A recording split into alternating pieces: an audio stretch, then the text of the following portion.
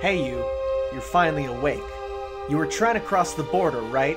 Walked right into that Imperial ambush, same as us, and that thief over there.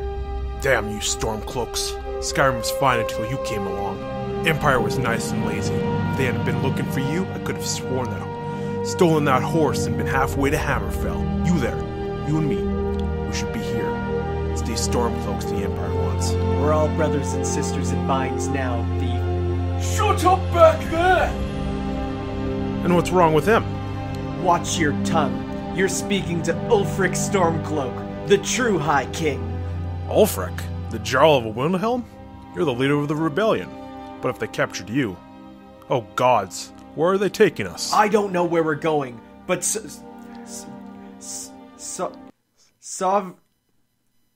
Hi, welcome to Ships Worldwide. Sovngarde. No, I'm not reading this anymore. Anyways, this was Adrian's idea because it's April Fool's. Well, going to be soon. Yeah. Well, it's going to be past April Fool's by the time the next episode rolls around. That's true. We had to get some gag in here somewhere. Yeah. Some ruse, some jest. I can just imagine the laughs. Some people will recognize it. And some will have no idea what that first 40 seconds was. And I was watching the time, thinking, how, like, you said, yeah, we'll go down, and you went, like, we were almost done, too. Down. We were right here. Okay, I thought it was way for the... But because you can't pronounce a simple name... Sorry, I don't speak Skyrimish. Is there an actual language for it, actually? What's it called? I don't know. Well, you're not that good a fan, then. Todd Howard has disowned you as one of his many sons. A gun goes off. Hi, everyone. Welcome back to Ships Worldwide. We are on episode 20. 20. The big 2-0. How far did we get for Sherbert Land? I think 12. Really? Yeah. Wow. Yeah. Okay. So we're shooting past. We're shipping past. Yeah. Hey, there we go. Hi, I'm Tanner. We didn't check the volumes. We're good. Before we start. We're good. We're usually good. Probably like blowing people's ears out right now. No, because it's more facing you right now. The mic. Okay. Yeah. Yeah. So as we were doing introductions, because I was gonna say before we were doing introductions, before you did the interruptions, and that sounded awesome. But my mind's like, sorry, you're not allowed to say that. That's too clever. Hi, I'm Tanner.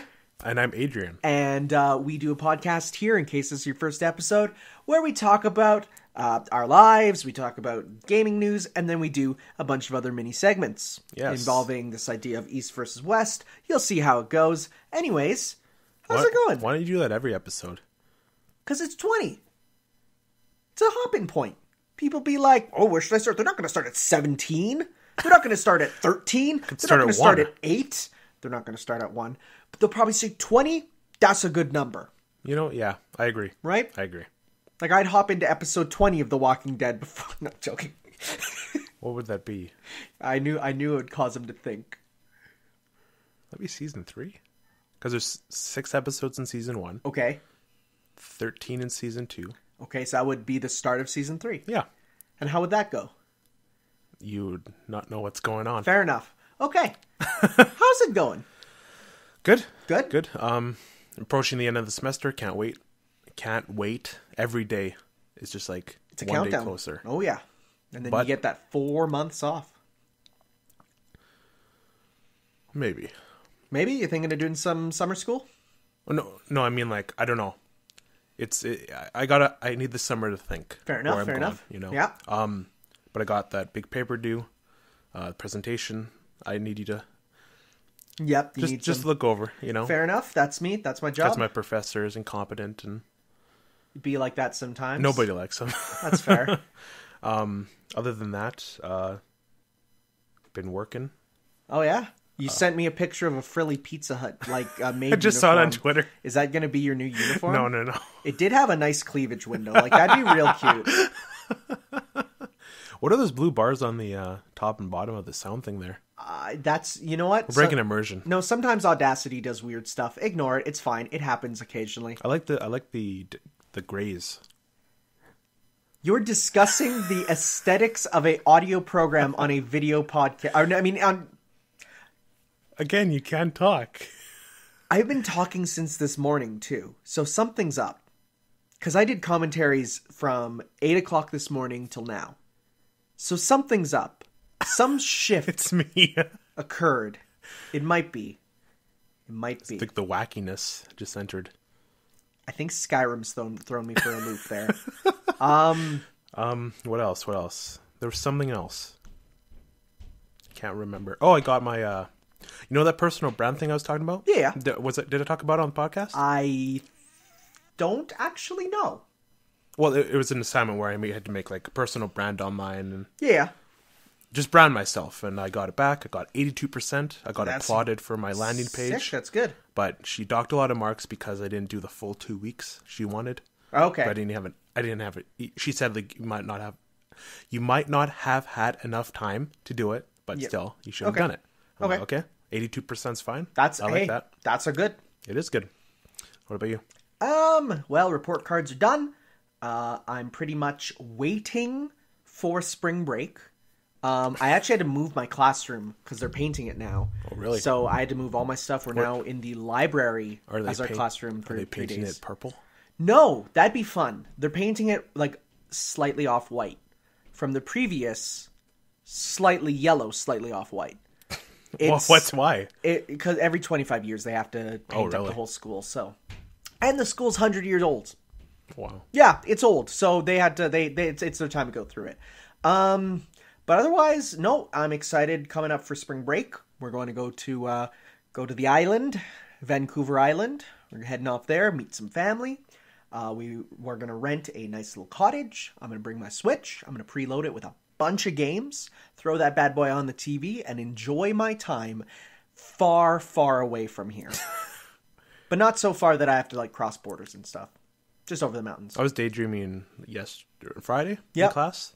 Because like with the last assignment I did, that there's nothing left to do. So just kind of just be there. So I was like, I'll let my mind drift off. I really want to travel. I really want to do that. To where? New York. You're jumping into the deep end right away, huh? What's the shallow end? The shallow end is any city that's not New York or London or Tokyo. I don't know. I've always wanted to visit New York. You know. So I'm kind of in the same boat. Well, I was until I went to London, and I quickly learned, oh my God, how are so many people existing in one place at once? Imagine walking down the street and there being as many people in our entire town in about a 500-meter radius around you. That's a lot of people. It's terrifying. You become such a statistic so quickly. Huh. But some people like that. And, of course, there's different places you can go. Like, if you're in, like, the main area, Times Square, good luck. But, like, if you go to some other places, you're better. But still... Yeah, like, surrounding area. Like... There's something about when I went to London there and I found what the big city is actually like. I was like, I thought I was a city person, and I learned I'm not. There's a level where I'm like, nope, that's it. Maybe that's something I got to experience. Yeah, well, you got to experience. You got to see it, for sure. Yeah. So, no, that's an idea there. I know I'm looking right now... for the summer to take my trip to Japan that I wanted last year, but then I got a job and I'm like, I had to prepare for that job, right? But since I'm pretty sure, not confirmed yet, that I'm just going to be in the same position again next year at my job there, because it's an open position, meaning that I'm not replacing someone. I was hired for that slot. Oh, okay. I am the teacher there, right? And I got back my things saying that I am You're the big boss. I am, I guess. Well, for grade 5 at least. So I am... kind of set in there. There's no, unless they want to replace me, but even then I got my evaluation back and they said, when you're like a brand new teacher, the evaluation is either you pass or you fail, and you got to try real hard to fail. Like, you have to not be a teacher to fail that. Yeah. So I passed, obviously. I got pretty much near perfect for that. So, nice. So I'm probably going to be there next year, which means I don't have to redo everything. I have my resources. I use them again, right? So I'm thinking about... It's getting easier. Yeah, oh, for sure. I remember when you were like... You were suffering back then, and you're like... Well, the first year is always... The first year is always the test year. The second year is when you can teach, truly, right? Because you have your stuff, right? You know what works and what doesn't. But I am hoping to go on this one trip for 2 weeks to Japan. from Tokyo to Kyoto, or Kyoto to Tokyo. You can choose either way. Going to a bunch of just cool places. I want to go to the One Piece Tower. I want to go to the Nakano Broadway, which is like a mall. I'm going to all these different things. So I'm looking at that. But it sucks because now I have the money, I have the time, but now it comes down to me having the guts to do it. Because going to London is one thing. When I got lost in London, I could go up to someone and they'd be like, "Oh, what you do around these parts here?" And I'd be like, "Hi, I'm lost." They're like, "Oh, you got a bit of an accent there, don't you?" "Oh, I'll tell you where to go." And they tell me where to go, right? But, I mean, I can understand a bit of Japanese. I can't. Bring a translator. Of course, yeah. And you can just get that's not a problem. And like half the signs there are in English, anyways. But it is still a bit of that worry of this is my first time traveling to a place that is very different. Like even when I went to Germany, that place is so anglicized. You can get everything there is like the gas stations are Das Autofahrt. It's like, come on, you can read it. It's right there, right? Like, it makes sense. Everything, because German and English are nearly the same language. But it's like going there. It's like, it's so different, right? Mm-hmm. And yeah, I do live in a world now where I have a device that I hold up a camera and it will literally change the words to English. Okay. But we'll see. New experiences. New experience, yeah, for sure. And it would be with a tour group. So it's not like I'm alone. Exactly. It's like everything's kind of set up for me. But we'll see. That's an idea. Take the plunge. I'm thinking. Get out of your comfort zone. Mm-hmm. That's when you truly feel alive. Yes. No, it's true. Because when I went to London and I was literally, it was like 3 a.m. and I had to get to my hotel and I had to learn the transit system and I'm trying to get a bus pass and they're like, "Oh, you don't get bus passes that way." And I'm like, "How do I do it?" And they're like, "Oh, you go down to Glastonbury and then you head on up there." And I'm like, "Okay." And did it. And it was really cool, but at the same time, it was interesting. So, we'll see. Cool. We shall see. All right. Shall we get into more nerdy ventures, though? Yeah. Dork. What? Dork That's is more like... rude. It's more... Punch is more of a punch. Yeah, but we're not trying to do a punch. We're trying to say some nice things about each other. Nerd is a word that has been reclaimed over the years. Now people are like, heck yeah, nerd and proud. They shouldn't. But they do. Anyways, what have you been playing? I've been playing a few games. I see them on the list there. I'm waiting for you to say the names of them, so not to steal your thunder. I finished Hollow Knight. Oh, you finished it? Yes. I'm. Did you get the true ending? There's 6 endings. Okay, did you get the true one, though? Yes. Okay, just checking. Yeah. That's the 3rd ending. The last 2 endings are locked behind a very, very, very, very difficult mode. Where you have to fight all the bosses at once. Yeah, that was the one of the DLCs there. Godmaster. I didn't do any of that. I'm like, you know what? I know I'm... From what I heard, that's what people do. They do everything but the God... Is it Godmaster? Is it? Okay, yeah. They do everything but that. They say, maybe some other time. Because that stuff I heard is... I marked the end of my playthrough with Nightmare King Grim. Okay. And he's difficult. Oh, yeah. It took me about an hour and a half to beat him. But wow, I think it's my favorite indie game. Wow. Yeah. Oh yeah, I can see that. Like, I love it. I loved it. Everything about it. I've been watching lore videos and understanding more of the world. Because when I was playing through it, I'm like, I have no idea what's going on, but I will eventually. Haha, little bugs. That's it. And it's like, no, this represents this eldritch horror. And you're like, oh, no more little bugs. Fucking love that voice. Other than that, I'm just sticking with Hollow Knight.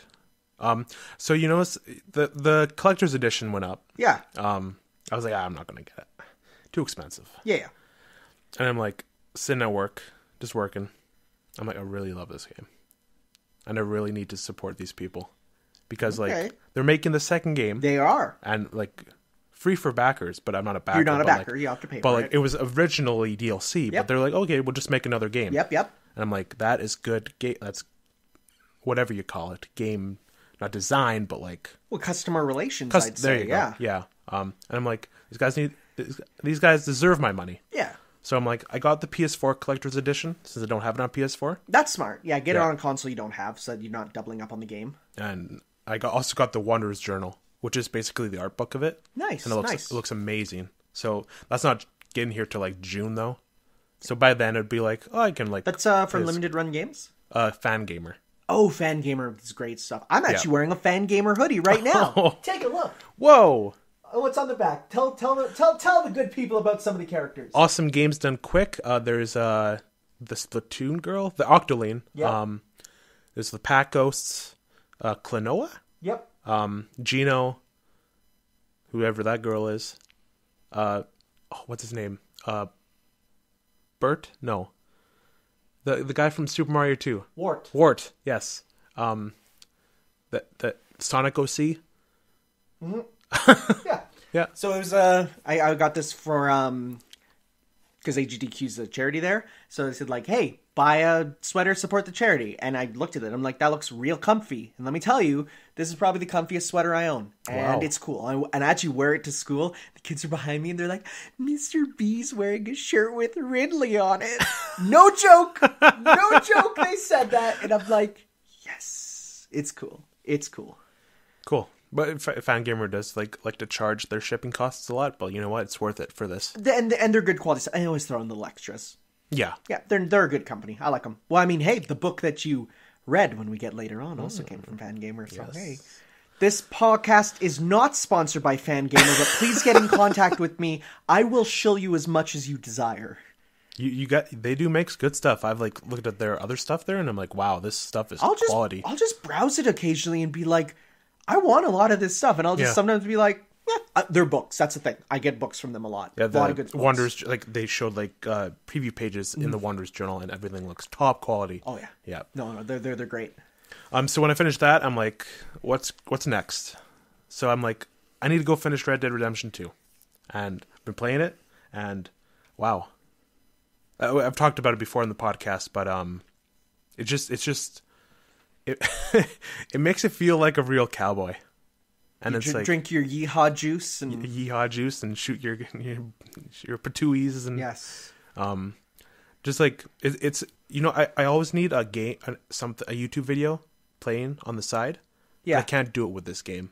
Really? Because I'd see that big open world and be like, I need like 2 YouTube videos up to keep me from falling asleep.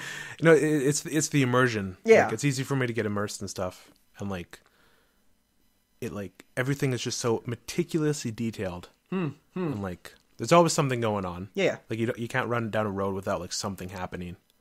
There might be a guy who got out of jail and he's like, free me, like shoot the shackles off my feet. And Arthur's like, oh, gotta do it. Arthur's like, only if you let me take a sniff first. Oh no, he was barefoot. I love Dutch's voice. It's just so funny. Oh, I can't. Can you do it? I have no idea who you were talking about. You don't know who Dutch is? No. Dutch van der Linde? No. Who? You don't know who Colm O'Driscoll is? You are saying names that I've literally never heard before. There is a rivalry between Dutch van der Linde's gang and Colm O'Driscoll's gang. You are literally saying names that to my brain is going, that is new. I've never heard these before. Okay. I just finished a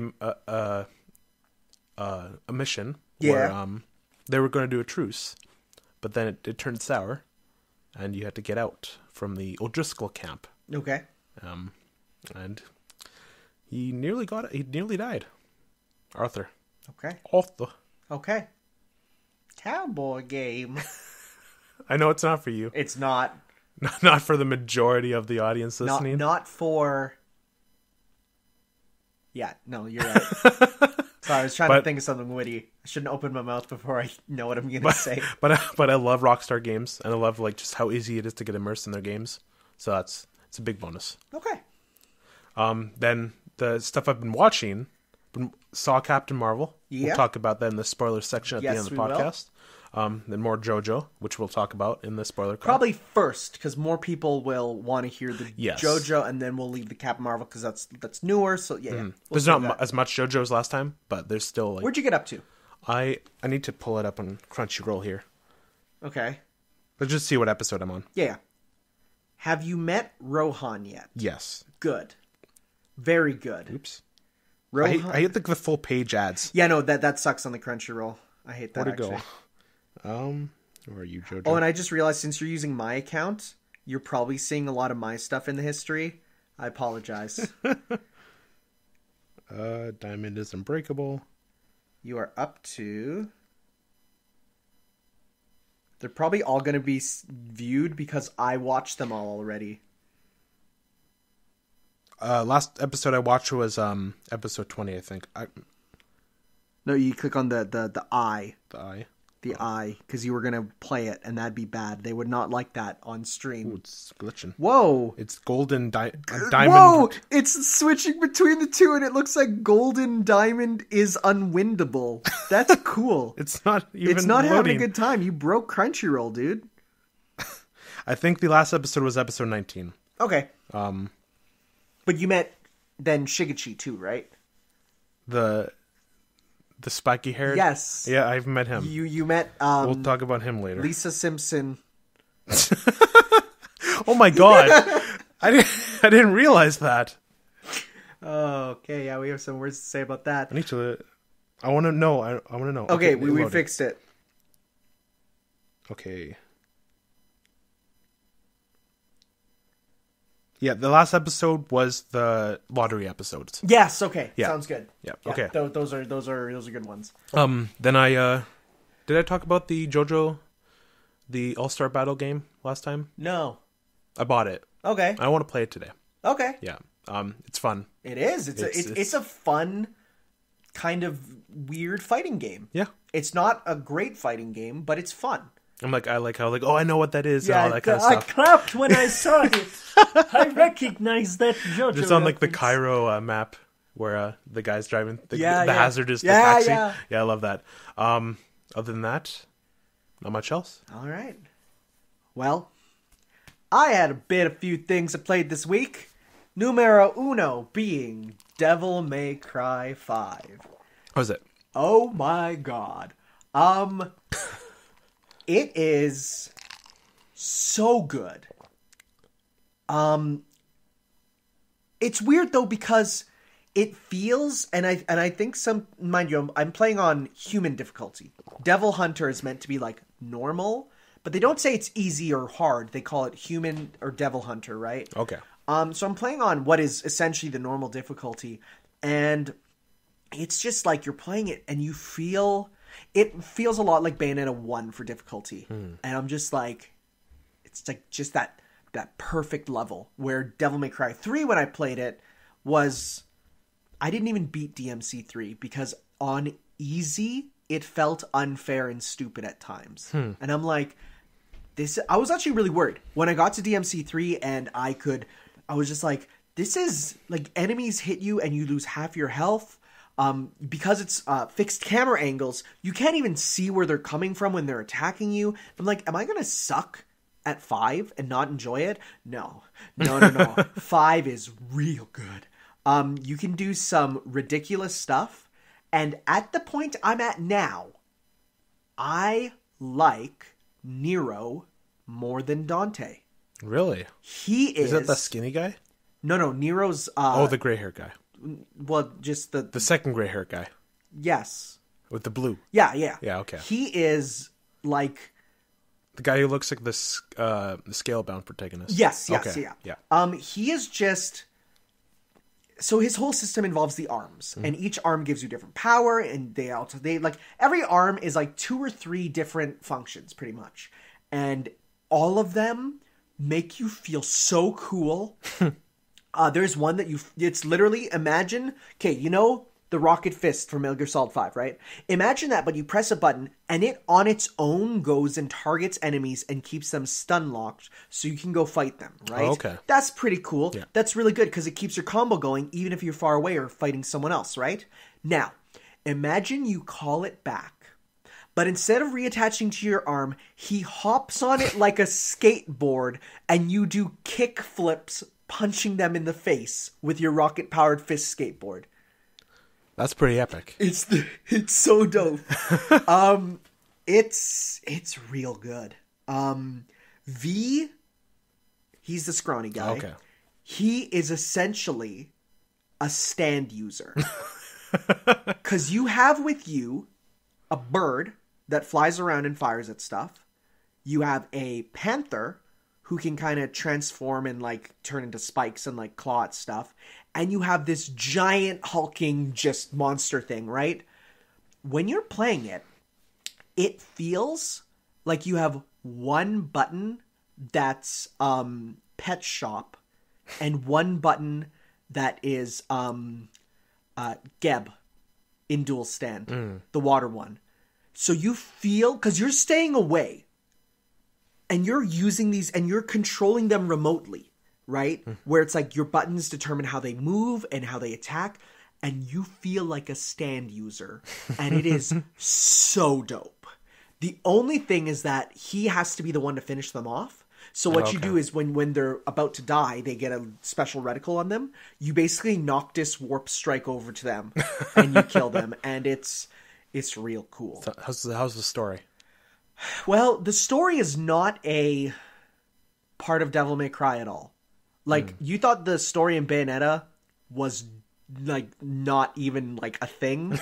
This is even less. But I will say, this feels like a celebration game where it's like everything is coming together. Oh, okay. So like Kingdom Hearts 3. A little bit, yeah.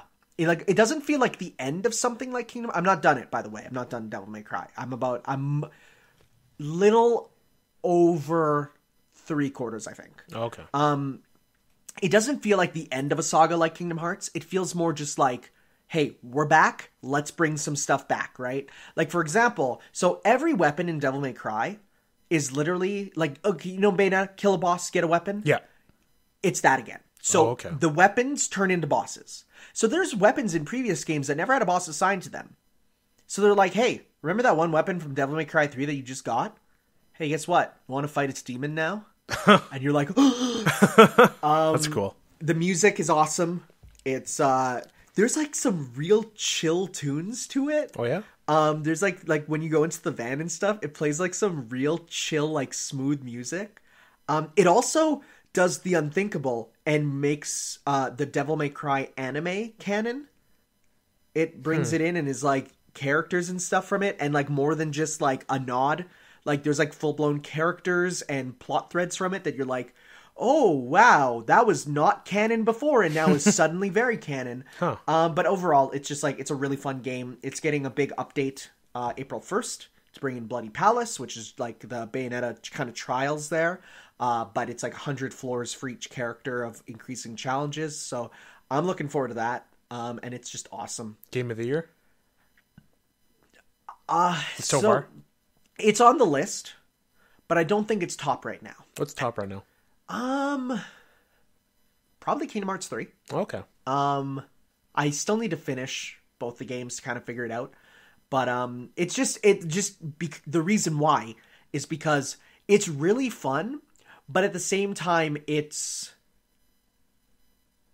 not a huge journey, right? Like it's a short game. Like this one it's about 15 hours, right? Like it's the longest Devil May Cry game, but it's a short journey and you're supposed to replay it and get better, right? You're supposed to, it's like Bayonetta, get those S ranks, right? Get those, become good at it.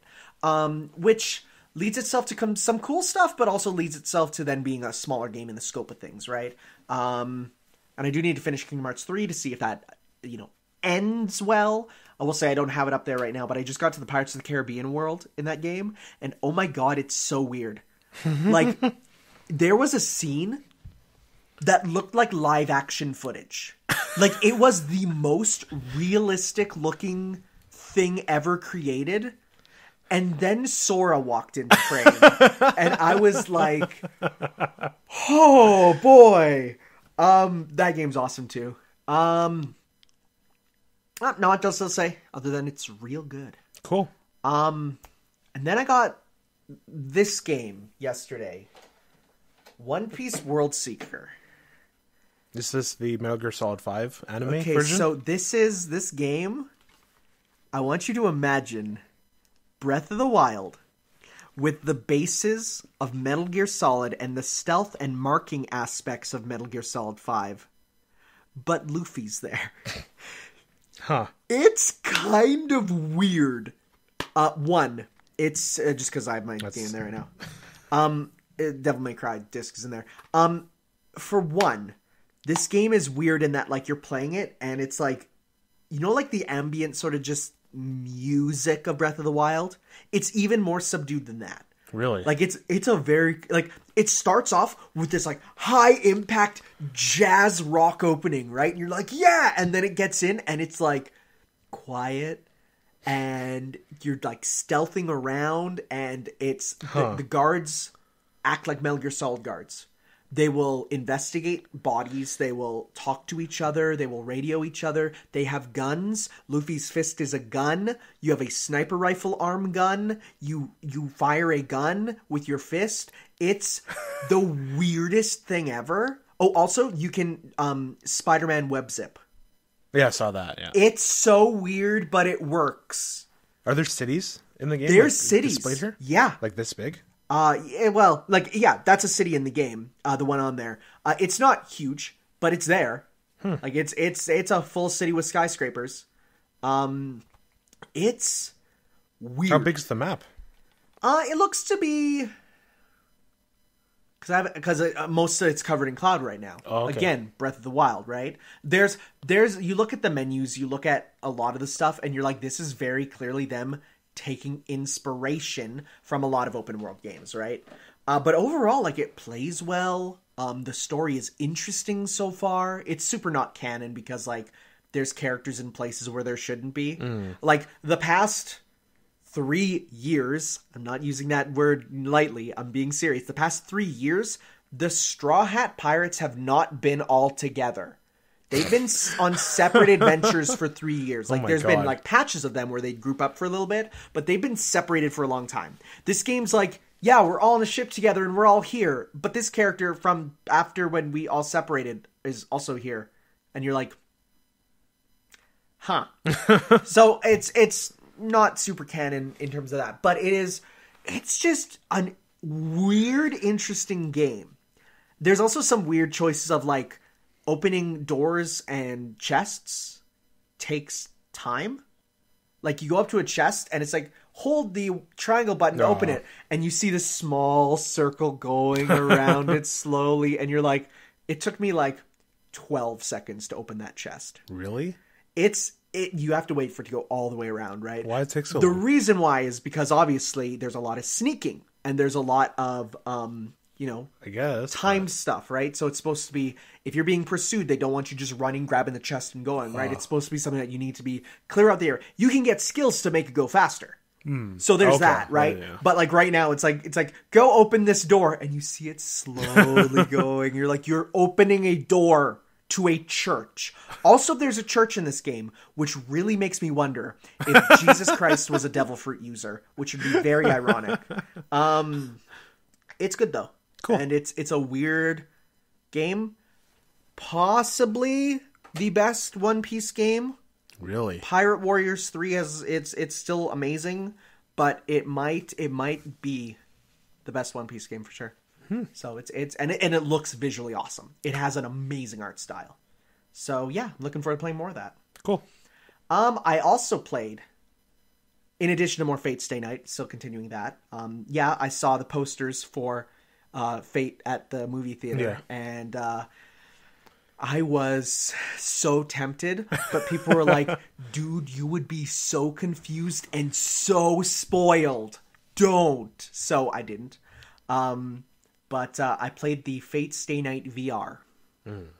So, do you remember that one that we played with the girl bouncing on the ball? Yeah. So that's the first half of it. Okay.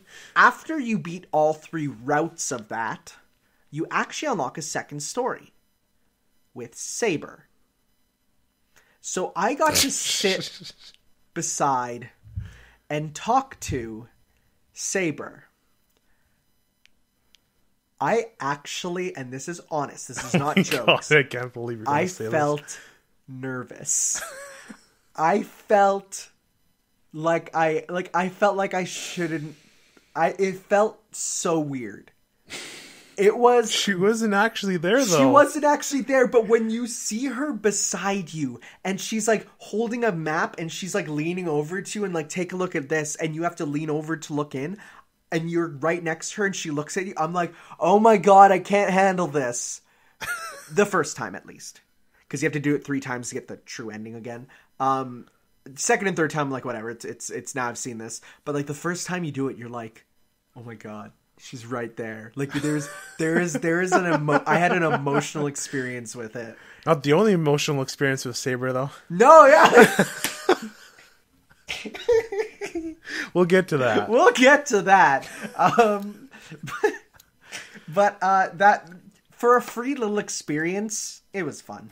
But the most important thing was that I also got a Saber PS4 theme. Oh my god. So now she will never leave my side. And then I also saw Captain Marvel, but I also saw another superhero movie. Shazam isn't out yet. It's not. It was DC though. Aquaman? Nope. Was it animated? It was. Then I don't know. Really? It was one that was in theaters. There's only one. I don't know what it is. There's only one. Think about it. The Batman movie? No, well, I saw Lego Batman in theaters long ago, but there's only one. It was 2D animated. It's featuring characters people love, but maybe not in the form that people prefer. It's a comedy. Are you seriously blanking out this hard right now? I don't look at DC stuff at all. I'm going to type 3 letters in. Telltale Games? No, that's not Telltale Games, you idiot!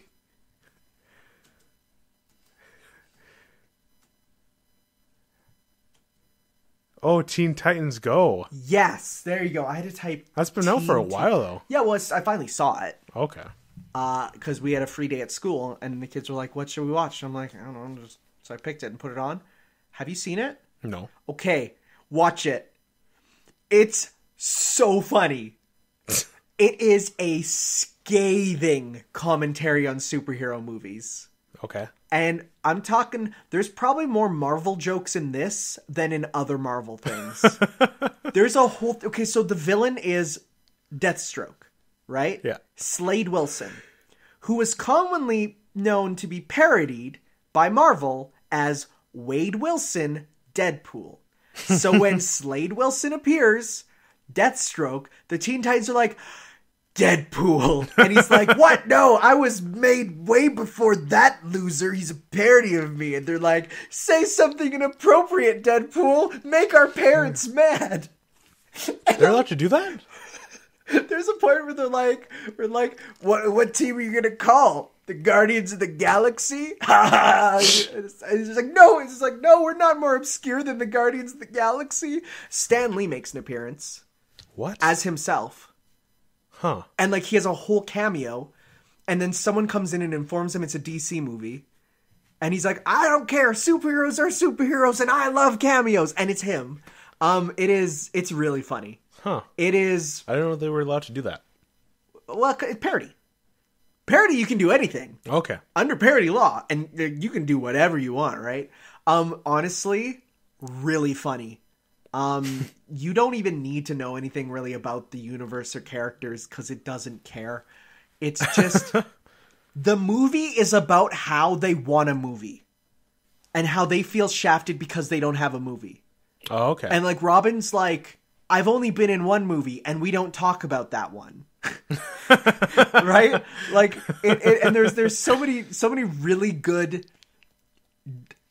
I'm going to be honest here. It's probably a better movie for adults than kids. Some of the jokes... Okay, I'm going to spoil the best one of the movie. Uh-oh. Okay?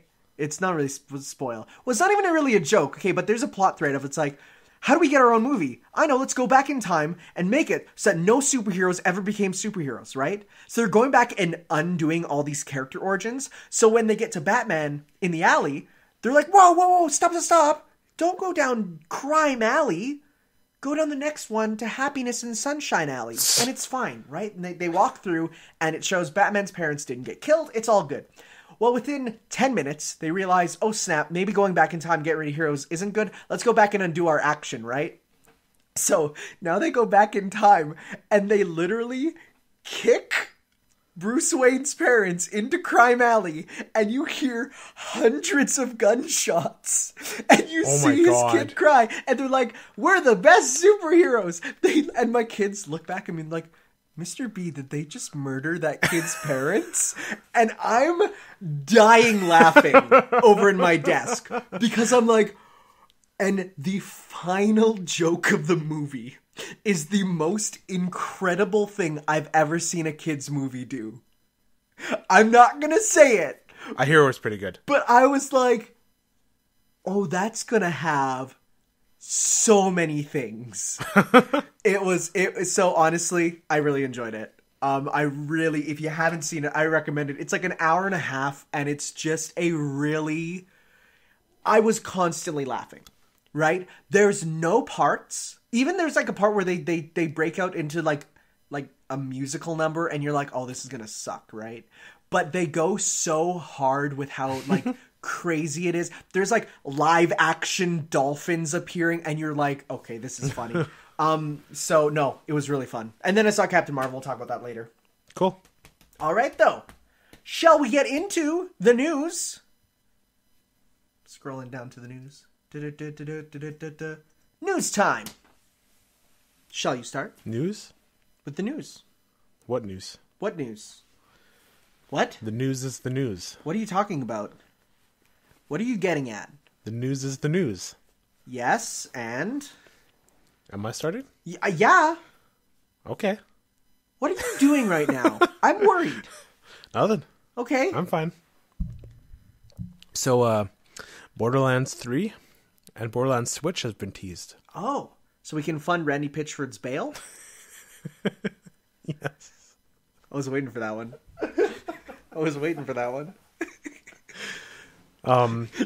Does it come with incriminating USBs?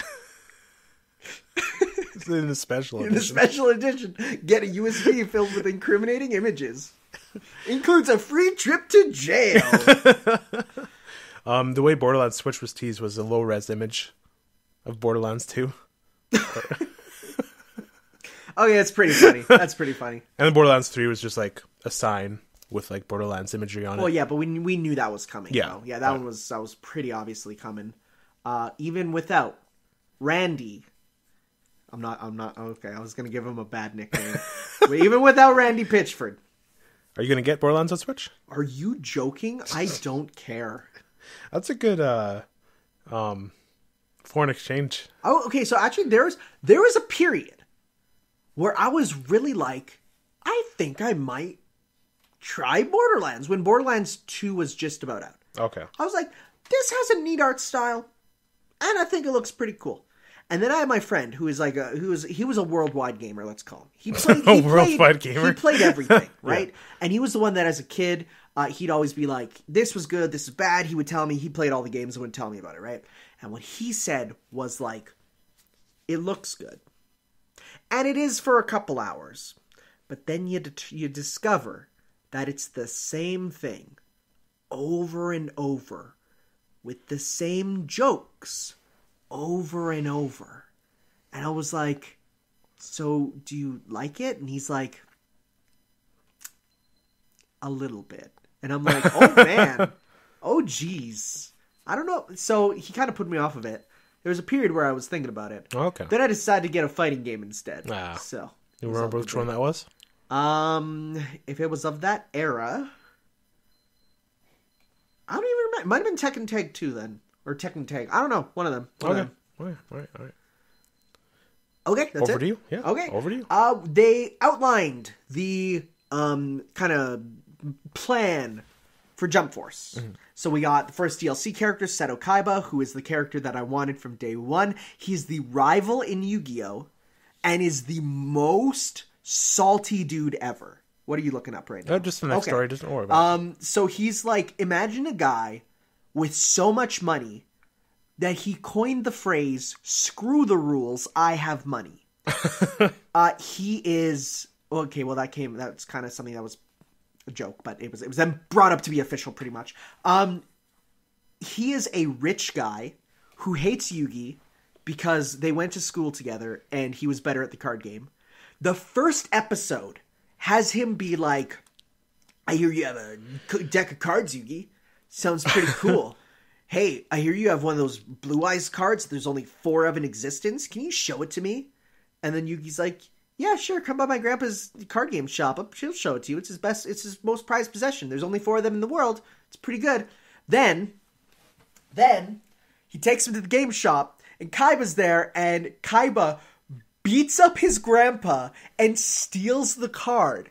And he's like, ha, now I own all the Blue Eyes in the world. And guess what? And he rips the card in half. He's like, now there's only 3, making mine have more value. Jeez. And it's all about him.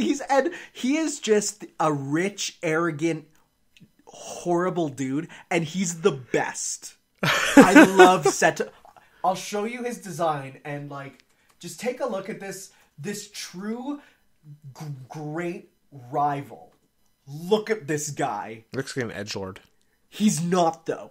He's not an edgelord. That's just how they dress in Yu-Gi-Oh! But he's just like rich. He owns, like, he invented the technology that's on his arm. Like he owns Kaiba Corp, and he has the best line of, you're a 3rd-rate duelist with a 4th-rate deck. And I'm like, oh, it's so good. So I'm happy he's in. Is he coming out soon, or? Jump. And you mentioned the outline of Jump Force. Yeah, What's so that all about? It is right here, the roadmap. So we are going to get an image that is too small to read. Thank you. Why would you even upload a 380p image? Okay, here we go. So in April, we're getting, so there's free and paid. The free stuff is going to be, for April, they're going to put in clans, something called a Vertex event. We have no idea what that is. More costumes. Then in May, you're going to get Kaiba, 2 other playable characters. They've all been leaked for the first season, but we don't know which. More costumes. There's going to be a online link mission. We don't know what that is. There's going to be a raid boss. So it's going to be a boss that all like 8 players fight at once. A new stage. There's going to be arena events, new costumes in June and July. And then in August, you're going to get another 3 with avatar costumes and a new stage as well. So why does Valley of the End sound familiar? What? Valley of the End. Do you know what Valley of the End is? It sounds familiar. It's not gonna be. Unless you watch Naruto, dude. Valley of the End. It's this valley from Naruto with the 2 statues on the waterfall. Maybe it was referencing something else. It might have been referenced somewhere else. I mean, it's the most iconic area in Naruto. Okay. So I don't know. There's it in Minecraft. I don't know where you would have found it.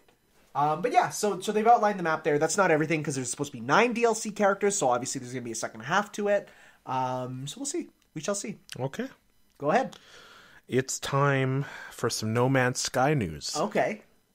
They announced another major update called No Man's Sky Beyond. Yes. It's going to be 3 packs, I think, from what I see. First one's going to be online component. Mm-hmm. And I have a little thing here talking about it. Each chapter for No Man's Sky has been more successful than the last. Well, it's kind of hard to not get more successful than literally the biggest disappointment in gaming ever. It has grown over time to be good, but that first release is one of the most infamously horrible first releases for a game ever. So, yeah, of course, but at least they're working on it. They're working on it. They're swallowing their pride and being like... But maybe you should have had it in a better playable state to begin with to foster better relations. So Online says it includes a radical new social and multiplayer experience, which empowers players everywhere in the universe to meet and play together. Okay. These changes are an answer to how we have seen people play since the release of Next, the previous update. Oh, yeah, I forgot that they turned it to No Man's Sky Next. Now it's No Man's Sky Beyond. And we will talk about each component when we know we can be precise and look forward to sharing more in the coming weeks. So we can know that we're not lying to you straight to your faces about features that are not actually in the game. So all this is planned for a summer 2019 release. Oh, that's not far away. No, it isn't. Interesting. Okay. Speaking of huge disappointments, Dead or Alive 6 is already free to play. No, I don't care. DOA 6, I mean, the gameplay's, it's good, but at the same time... How do you know that? You haven't played it. I played DOA 5. But have you played DOA 6? Well, it's the same thing, but slightly improved. It's less of a jump than almost any other fighting game franchise. There's like one new feature. That new feature may change your worldview. It doesn't. Okay. But they've also been updating it to be like... So when it first came out, you would grind like 100 matches for one new piece of equipment that was done randomly. Oh, no. So it could be a random piece of equipment for a character you may never play. It could be a duplicate, and people were like, this is the worst. They updated it to be 100 times faster. So that doesn't mean it's 100. Now it's not every one match, but it's like now every 10, right? Okay. It was still too slow and random, and they were losing players. They have updated it again to be faster, and people are saying it's still horrible. How? Because, again, you're giving random components with duplicates. You need to get all the components to make the costume. They're not parts. They are components to craft costumes, essentially. That sounds not fun. Or, hey, or Or you could buy the $100 season pass that includes 2 sets of costumes, a set being one for each character. Yeah. 2 characters and a stage for $100. Chump change. This is bad. This is big. So bad. it's free to play now? It is. It's called DOA 6 Core Fighters. You get 4 characters out of the roster that will rotate. You can grind to buy characters in costume. There's like 40 characters in the game. Do you think there's someone out there who lives and dies by this franchise and like... Adrian, why do you think DOA 6 was made? There's $1,000, $1,600 of DLC for DOA 5. And it's all been purchased by multiple people. Even if it's only like 100 people in the world. That's a lot of money. Think about how much money That's a lot of money. That's ridiculous. Virtual dress-up waifu stuff is a deep pit that some people never claw out of. Have you like descended? No. I'm just asking. No, like There's a deep dark past. I'm not in gacha hell. Okay. I'm not in virtual waifu hell. Like I was in loot box hell for a bit. But I crawled out. I bought a few loot boxes, but I never descended that far. I've never bought a gacha roll. And the only, like, virtual waifu stuff is, like, if I'm playing a fighting game or a Muso or something and they have a cool costume for a character, yeah, I'll pick it up. But that's it. And I'm not buying, like that's You're not going to drop $1,000? No! But there are people, and that's why it exists. Oh, okay. So and people were really hoping that, okay, because remember, there's DOA Extreme. And that's the beach volleyball game. That's when people thought, okay, that's where the creeps will go. They'll turn this into a respectable fighting game. That's what they said. They said, we're going to tone it down. We're going to make this be a fighting game at its core. That was a huge lie. Or they ran it back because that is not the case anymore. $100 DLC. So, yikes. That's it for DOA? That's it for DOA. Cool. Literally, that's it. Franchise done, pretty much. I don't think they're getting back. Spryo adds subtitles and allows you to remove motion blur. Did I spell that wrong? Yeah, it's Spyro. I did say Spryo. Okay, I didn't even notice. Yeah, they updated it, adding in the subtitles, and they allow you to now turn off the motion blur. Hey, guess what? Turning off the motion blur makes that game look so much better. Have you seen the comparison? I saw a little bit of it, yeah. It looks so much better without the motion blur. But it doesn't have the frame rate anymore. Well, who cares? It looks visually better. Well, motion blur is to hide bad frame rates. That's all it is. But this looks better visually without it all. Okay. Well, I have 100% of the game, so there's no really reason to go back hey, if right you now. ever go back, you have motion blur to turn off. And subtitles. Yeah. Finally. Sure. Yeah, it took them a while, but they did it. Cool. Okay. This is epic. This is not epic, this story. Judgment. What's Judgment? It is a spin. In Japan, it's called Judge Eyes, but in the West, it's called Judgment. It is a spin-off game set in the Yakuza universe where you play as a detective solving crime in the same locations as where Yakuza takes place. You even meet some of the same characters. It came out in Japan and is now being taken off the shelves. It cannot be bought on the digital marketplace. It's being totally removed from the world. Why? And the Western release is now, until otherwise stated, canceled. The reason why is because one of the characters who plays a villain in it, and when I say plays, I mean this is one of those types of games where they scan in the actors and then get the actors to play themselves, right? Like it's an actor, right? He was caught with, get this, cocaine. So they scrubbed him out of the game entire. Well, okay. So they haven't said it, but people think they're going to be scrubbing him out of the game. But at the same time, right now, the game is basically canceled. So it's now become one of the most rare games in Japan because if you didn't buy it when it first came out, it's gone. Because the actor did cocaine. And it's so bad. Guess what? Kingdom Hearts. The same actor played Olaf from Frozen in the dub. Okay. Disney has already removed all voice lines for Olaf from the game in an update. And they're planning to re-record them and re-implement them. They are literally removing him from games. That's kind of scary, isn't it? And is that like a... So, drugs in Japan is one of the worst offenses. Okay. It's. I wasn't sure how to react. It's bigger than, and I'm going to say it, it's bigger than child pornography there. Really? You can get out on bail in Japan if you're caught with bad stuff like that.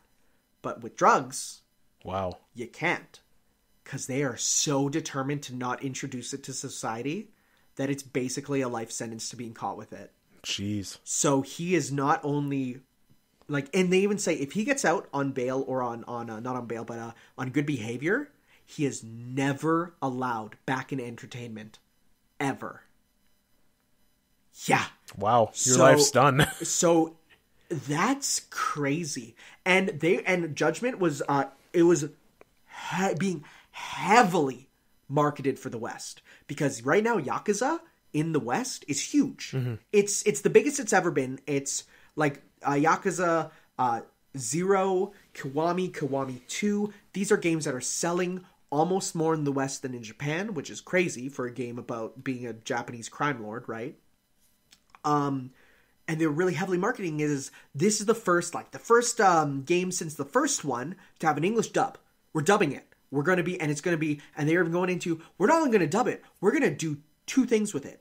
We're going to release a dub version and a sub version that have different lines of text. So the dub version will have, like it's the same game, but you choose, right? Yeah. The dub version will have the characters speaking naturally like how English speakers speak, but the sub version will be more accurate to the word for Japanese.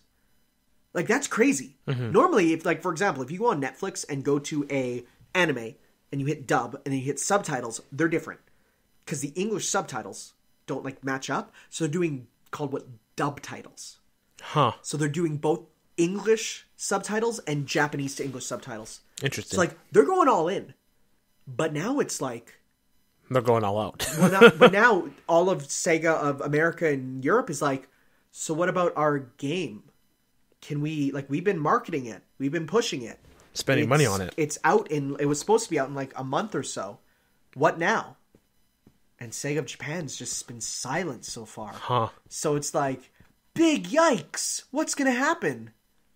So we'll have to see. That's interesting. That's an interesting scenario. Now that we can patch games, we can remove people from it, right? It's interesting. It's a different world. Back to you. So this is a rumor. I don't know if it's been debunked yet. Oh, it has been. Okay, never mind. But we can talk about it. So there was like a debunked rumor that Sony was in talks to acquire Take-Two. Remind me again what Take-Two is most known for? Rockstar. Oh! Yeah, that would have been a big deal. Yeah, that would have been a big deal. Yeah. Okay. It was everywhere. That's a big one. Okay. I was like, Take-Two, I don't know what they're known for. No, that's a big one. That is El Grande. So that is why people were talking about it so much. Okay. Yes. Okay. But now that's been debunked. It's been debunked, yeah. Rockstar has a lot of money. I don't think Sony can buy them that easily. No. Especially after GTA 5. Yeah, right? And GTA Online. That too. Oh, yeah. I'm talking, like, when I say GTA 5, I mean the entire Yeah. expanse. Back to you. Netflix announced a bunch of new anime it's making. One of them is an anime of Dragon's Dogma, the Capcom game. So that's like, weird. Sure. Game didn't really have a... Well, I never got into Dragon's Dogma. I hear it's pretty good. Oh yeah, no, I hear it's good. I hear it's come to basically a combination. Yeah, Dark Arisen, which is like the enhanced version of the first game. I hear it's pretty much like, hey, what if Monster Hunter and Devil May Cry had a baby? Like, what if you fought monsters with Devil May Cry style combat? So focusing on combos. You love that? Yeah, but it was never out at a time when I could easily buy it because it was like before I had a job. Really, that's fair. So yeah, it's kind of weird just getting an anime because as far as I'm aware, you're not a character. Like, it's a whole create a character thing. It's kind of like a Monster Hunter anime. Like, you'd have to make a character and like be weird. But sure, hey, Capcom's going all in because we got this, we got the Mega Man cartoon, we got the Resident Evil Netflix series, we got the the Devil May Cry bootleg universe being made by the Castlevania team. So, like, they're going all in. Capcom's firing on all cylinders right now. They are the number one rated Metacritic studio of 2018. Wow. And they're continuing that into 2019. Dang. They're working. And you know what helped? They really crawled out of that pit. Hey, I watched a whole video on it. You know what helped? Kicking Keiji Inafune to the curb. He was like, Japanese games don't sell anymore. We need to make Western games. And that's why we got DMC. And that's why we got a whole slew. Like, there was a game called Dark Void by Capcom, which looks like a generic Western Halo clone. Like, it was just... Oof. It was like a AAA style shooter with, like, lens flare. And they got rid of him. And at first everyone was like, oh, it's so sad. And he's like, I'm going to make Mighty Number 9 and it's going to be awesome. And then that died. And then people were like, oh, was he the bad guy all along? Oh, he was. Oh, he asked for the cancellation of tons of games because they were deemed too Japanese, huh? Oh. Ooh. So, yeah, now we're finally on the Capcom. Like, the Capcom Redemption arc is over, and now it's the Capcom Golden Era 2. So, yeah, that's awesome. What's Capcom's next big game? Next big game? After DMC 5. Monster Hunter. Iceborne? There's also talks that there might be a new Monster Hunter coming to the Switch that is more classic style. So building off of probably Generations Ultimate. Maybe E3? Possibly. And then E3 you'll probably see something new. Right? Okay. So we're probably going to see... Because there's Street Fighter 6. No. No, Street Fighter 5 is probably going to have finished... Because we're probably going to get the announcement of Season 4 in the next couple days here. Because we already got the first character from Season 4. They just threw him out. Like, without the Season Pass. They're like, yeah, here's the first character, Kage. And you're like, who? What? Why does he look like Evil Ryu? Okay. So that'll be coming. Oh, yeah, and then in a recent trailer for it, they had like hints at the next couple characters, and a couple of them are from Final Fight. It's like, yeah, that's getting more. We're due for another Capcom game soon. I'm gonna look at Capcom releases and just see, because now I'm curious. They're like my favorite game company, by the way. Capcom. Just go to their wiki page. Complete list of games. We're gonna go to... Oh my god, there's so many they need separate pages. Okay. I'm just gonna type in upcoming Capcom games. You could just go to the website and they should have their... Oh, hey. Deep down? Deep down? That's not happening. That's the most canceled it's ever been. I don't know where I can find this. Just go to the page. What? Just go to the page. What? Capcom.com. Capcom.com? No, that's not going to say anything on there.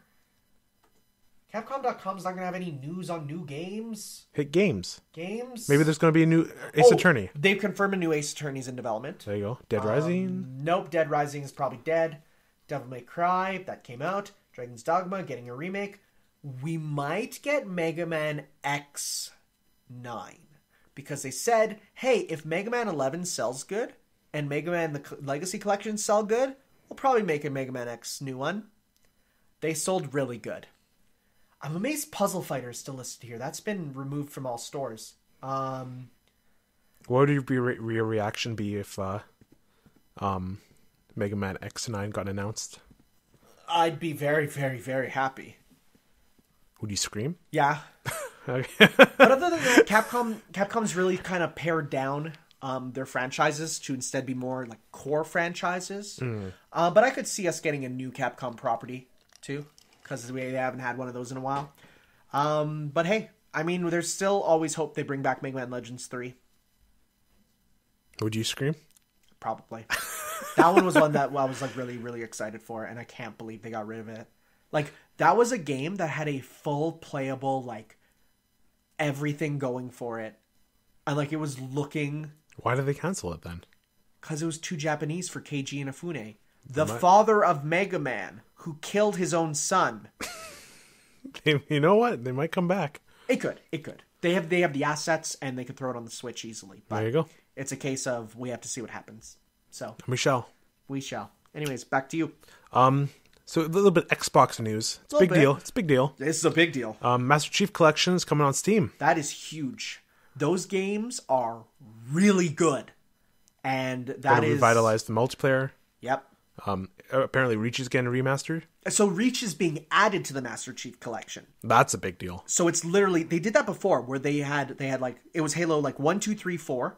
And then they added 3 ODST as like an extra later. Now they're adding in Reach also as an extra later. It's like, yeah, like that's... Those fans must be happy. Oh, yeah.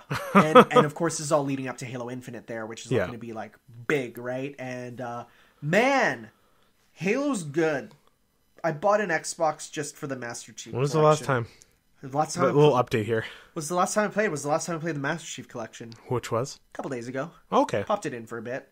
And it was actually right before I heard the news about that. I'm like, oh man, that sucks. But at the same time, I kind of would prefer to play it on a console anyways. Because one thing I will say, PCs are cool. Don't play games that are shooters on PC. Everyone has an advantage over you. Like literally, their mouse and reaction time is faster. They have like robotics attached to their arm. Well, no, just even someone will use a crappy USB mouse and they could destroy you because they can move it faster than you can think because they're natural with it, right? Yeah. Like a controller, I can't move the control stick more than the bounds, right? That's it. But he can like... He can move his arm everywhere. Or if he puts his DPI like all the way up, he could move it just slightly and his character could like whip around, right? Because people on PC are crazy for that. So I wouldn't play it on PC because those people would absolutely destroy me. I have zero chance. There you go. So, hey, yeah. Cool. Now back to you. We're getting a new version of Yu-Gi-Oh! Legacy of the Duelist, which is coming to Switch there. So this is basically it lets you go through the TV show and actually play the card games that are in it. So you're given a pre-built deck. You can go in and then also has online to make your own deck and play. Yu-Gi-Oh! Is really fun. It's a legitimately really awesome card game that I'm looking forward to playing on the go. Okay. That's about it. Also, yeah, it's a new version, so it has updated roster to be all the cards that are out now with stuff from the new show. And like, yeah, just an updated version. Cool. And on the Switch, which is big. Okay. So we have another not sacrifice, a death with at E3. But it's a death we're celebrating. EA is not going to be at E3 this year. I'm going to be a little sad not seeing the literal supervillain CEO come out. Like, I've never seen a person who looks like a comic book villain more. He actually went too. And then even when he comes out, like the 1 year after the criticism of him being in the suit, he came out looking more casual, and you're like, nah, you just look like a villain who's on vacation. Does he do this too? He does. He puts his hands together in the villain pose, and he's always like moving his hands in a way, and he has the speaker on his face, and like you look at him and you're like, you cannot win. You're the villain of video games. You are the video game villain. Like I look at you and I can smell microtransactions, right? Yeah. Like you look like the guy when you click the microtransactions button. He's there on the menu trying to sell them to you. He's like the arcade bunny, right? Yeah. You're not gonna miss the like 15-minute. Oh, sports! No, sports! It's like, here at EA, we love nothing more than a good round of football. And then they talk about, like, we're bringing out Lionel Messi! And then this guy who has no idea what he's doing, he's up on stage, like, yeah, I play football. And then the crowd goes nuts, and then Snoop Dogg's there smoking a joint while he plays sports. And you're like, that's the only good part. It's like, EA was like, when you're watching an EA conference, you know E3 is getting started. No, that's the point where you turn it off, you go to the bathroom, and you say, man, I can't wait for the next one that's good. I don't know, it's... Like, even Microsoft has been redeemed in my eyes because they'll bring in, like, all right, we know you like Japanese games. So here's, like they had Kingdom Hearts, they had Dragon Ball, they had Devil May Cry. You're like, yeah, okay. They're good for the third party. So we only have Microsoft and Nintendo this year. Oh, Sony's not doing it, right? Right. I would not be surprised if they eventually both pull out. If not this year, but next year. If the other people don't come the next year, it'll just be you go there for the show, but all of their conferences will just be live streams. So, maybe. It's the future. It is. You know, level it's the a bit playing sad, field. but like E3 time, I don't know. Like E3 time's always a good time. It's a good time, but honestly, I look at like the Nintendo Direct format, and I think to myself, man, it sure is nice to have absolutely zero problems. Like, to not have, you know, the guy playing, what was it up on, like Uncharted 4 falling through the world, or getting people up on stage playing Little Big Planet 3 and like having players not knowing what they're doing, or, because then how else do they fix it? Well, then they show footage that's super fake, right? Remember the Forza stuff where like the seasons were changing and like the cars were jumping over each other and they're like, a real world of racing. This is real gameplay. And you're like, it's not. The camera doesn't move like that. It's literally fake. The memes that come out of it, it's just the... Oh, are you implying that there's no memes that come from Nintendo Directs? No, I'm not implying that. I'm just implying... I would argue there is more memes from Nintendo Directs. It's the vibe of E3 that I really like. No, for sure. I can see that. I have good memories. Yeah, for sure. We'll see. We'll see what happens in the future. Okay. Speaking of Nintendo, Labo VR was just like dropped into this world. Yeah, I was like on Twitter, and then just Labo VR. Just people are calling it now when Nintendo has a random Twitter Direct, where they're just like, yeah, by the way, we're making VR, and people are like, you know. Now, the important thing to realize is that it's not meant to be a like a PlayStation VR. No, right? It's like you put up, you have to hold it. You can't even put it on your face to hold it there, right? Like it is meant to be a social VR. It is a cheap VR. It's probably not even going to be incredibly detailed, honestly, because you're just putting the screen up to your face. You're probably going to get a little lens, and then that'll hopefully make it a little clearer. But that's about it, because that's what it is. It's meant to just be like a fun little cheapo VR experience, right? Which some people are like, "Yo, what are the specs on it?" And they're like, "The specs are the Nintendo Switch screen. It's literally the Switch that you're putting into a box and putting it up to your face." So, I think it's cool. You gonna get it? I think I might actually. Okay. Yeah, I think out of all the Labo stuff, this is the one that I look at. I'm like, this is the one that I want to really support. I'd try it here. I come. I want to try it. I want to try it. Yeah. And I want to see how it goes there. Bird butt, Yeah, bird butt. Yeah, or become Divine Beast Varuto with the trunk there. I wonder how it's gonna work. It's weird that they didn't show anything gameplay. But at the same time, you can't really show off VR. Yeah, it's true, because the screens will be fake. Because it's what it's going to be is, literally, they're going to split the screen on the VR, on the Switch screen, and it's going to be left eye, right eye. So it's going to look like, it's not going to look like a real game footage at all, because it's going to overlap and give you, like, the kind of fake 3D effect for it. So, yeah. That'd be a cool marketing play. Just be like, if you want to know what it's like, you have to buy it. Yeah, for sure. And it is coming in a cheap version and an expensive version. The cheap version comes with like one of the crafts, and then you can buy the other one separately, or you can get the one that comes with all four. Yeah. So, yeah. Cool. This is you, man. I know. Okay, I put it in the West, but it could be Japan. Power Rangers Battle for the Grid. Now, this was announced a long time ago, and it was initially really dismissed by people saying it's just it looks like the mobile game. What's the point? It's a $20 like fighting game about Power Rangers. Who cares? And then footage came out, and not just footage, but they brought in top Marvel vs. Capcom players to showcase the game. Like you got real classic fighting game legends there, right? And Jay Wong is there, and you're like, "Well, Jay Wong, what are you doing?" And he's like, "Yeah, I got these cool combos in the corner." And you're just watching, and you're like, "Oh, this is a real fighting game." Like, it looks cheap. It looks like a cheap mobile game, but you're looking at it and they're like, "Yeah, no, it's a fully featured fighting video game."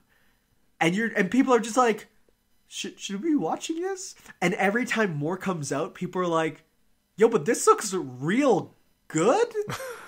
So they announced what they call the base roster. We think there's still unlockables to be announced there, but like we got like 9 characters, which is the starting roster for Skullgirls. You know, it's a good starting roster for a versus game there.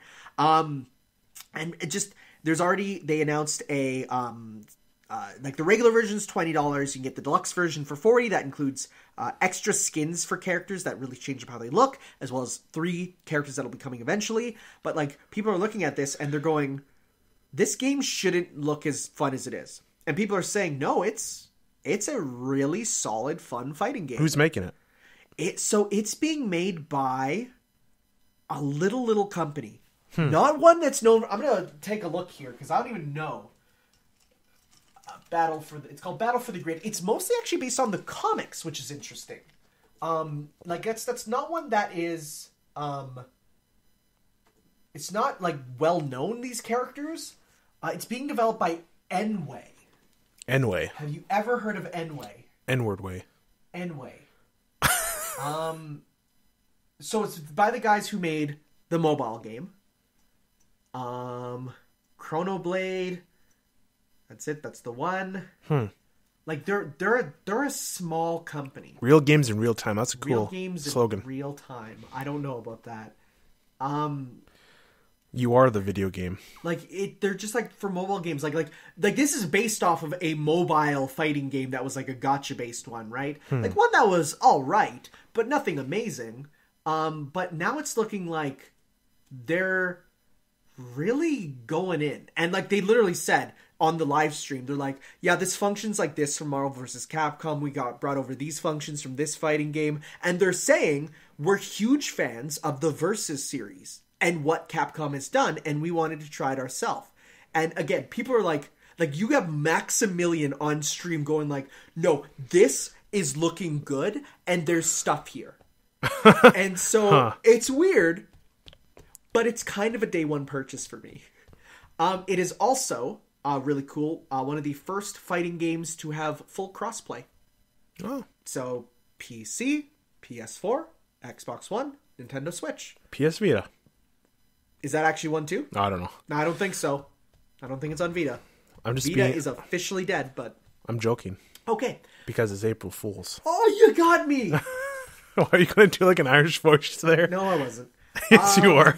Which is today St. Patrick's Day? Or is it that is tomorrow? It's today. Oh, okay. You're not wearing green. I'm not, because I don't care. Me neither. Beer is disgusting. Okay, I guess I'll do the next story too. Let's do the last one, and then we'll save that one for last. Okay.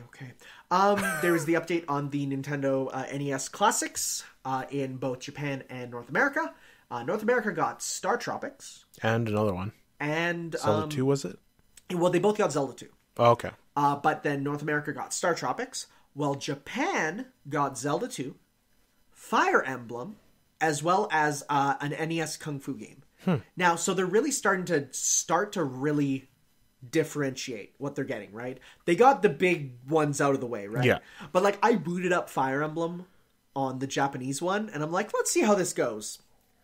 Boy, that game is unplayable if you don't speak Japanese. Oof. Like, I was expecting the modern Fire Emblem of click, and you get, like, your menu of, like, attack, item, and, like, you're like, yeah, I could do it. No, that's not happening. It's not like some other games where you're like the Japanese version of the Kung Fu game, whatever, there's, like, no text. Just play it, right? But, yeah, that's one that's pretty deep. Star Tropics, though, is it's like a neat sort of RPG. It's called Classic, I heard. Yeah. For America. There was a part of this game that when you get to a part, the character says, okay, now I need you to soak the map in water. There's no map in the game. It came with a map that you need to soak in water. So how do you solve this in re-releases? You soak the Switch in water.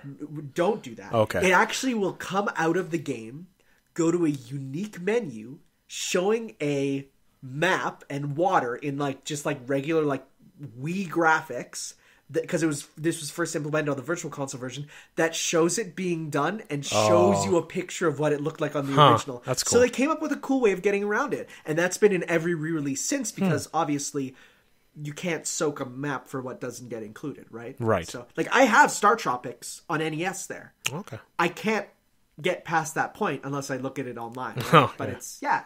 So it's kind of cool. Cool. Speaking of really, really cool. Wait. Before that, some movie news. But just wait. That's a really good one. You know what else is? It better, if it's not as good as this, I'm going to be mad. It's not good. Okay, what is it? It's just that the Avengers Endgame trailer's out. Did you watch it? No. I did. I'm not going to watch it. Guess what? If any film I'm not going to watch any more trailers on, it's going to be this one. Well, I watched it because I knew that no one would shut up about it. But guess what? You're not missing much. There's one piece of information in it. But I'm missing that piece of information. And that footage, I don't want to look. I'll watch in the movie. But why are you crucifying this for me? Listen, it's not even information. It's not even information. But it's shots that I want to see in the movie. All it is costumes. Okay. Have you seen the costumes? I've seen the Then that's it. You've seen the trailer. You're good. That's it. Like the white costumes? That's it. You've seen the trailer. The rest is shots of space with some light narration. That's it. You're good. You've seen it. They are only showing. They're showing nothing for this. I've seen the opening where it's the grace. It's like the black and white, but it's like from Iron Man 1. Yeah, it's that to space to costumes end. That's it. So okay. they are. Maybe I'll just watch it then. Yeah, so I'm going to say, and remember, they lied in the trailers for Infinity War. So I think you're safe for it.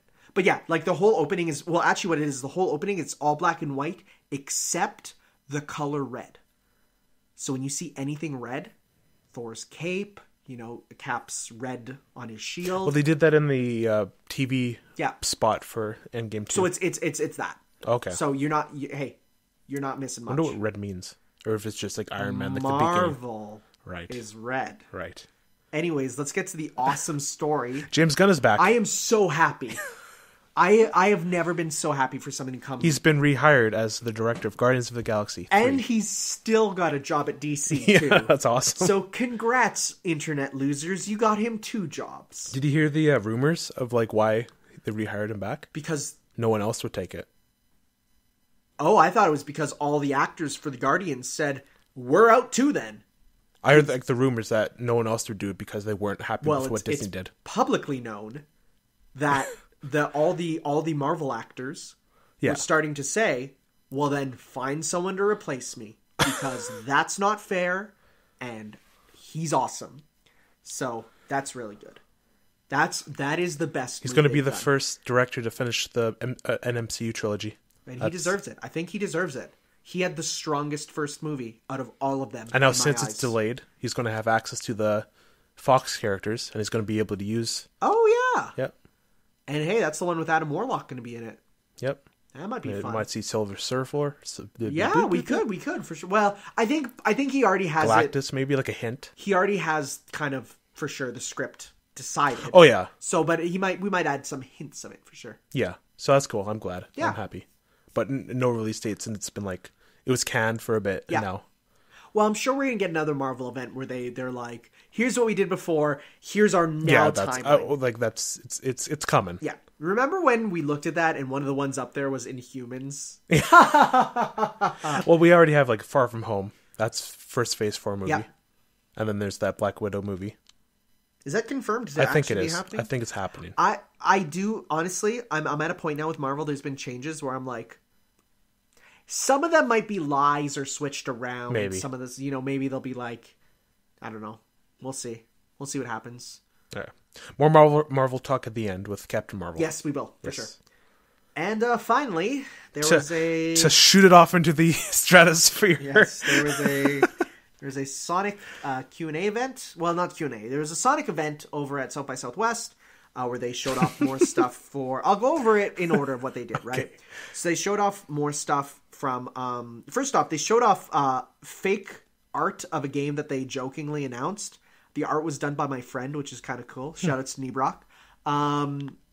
Then they were like, okay, we're going to show new footage of Team Sonic Racing, which got hugely delayed. It was originally going to be out in December. And now it's out in like summer.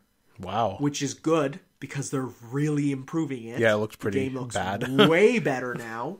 It looks faster. It has full cart customization. Yeah, I saw that. More race tracks, more stuff. So that's I really saw the cool. meme. It's like, I'm Uber driver. I'm outside. It's Eggman in the gold car.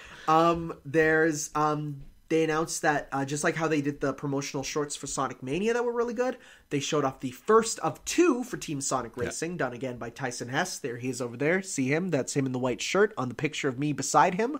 See, that's him. He's the animator. Yeah. That's him. I see it. So he did an animation for it that was like, it's like 5 minutes long, which is a lot for an animation. Yeah. And it was really funny.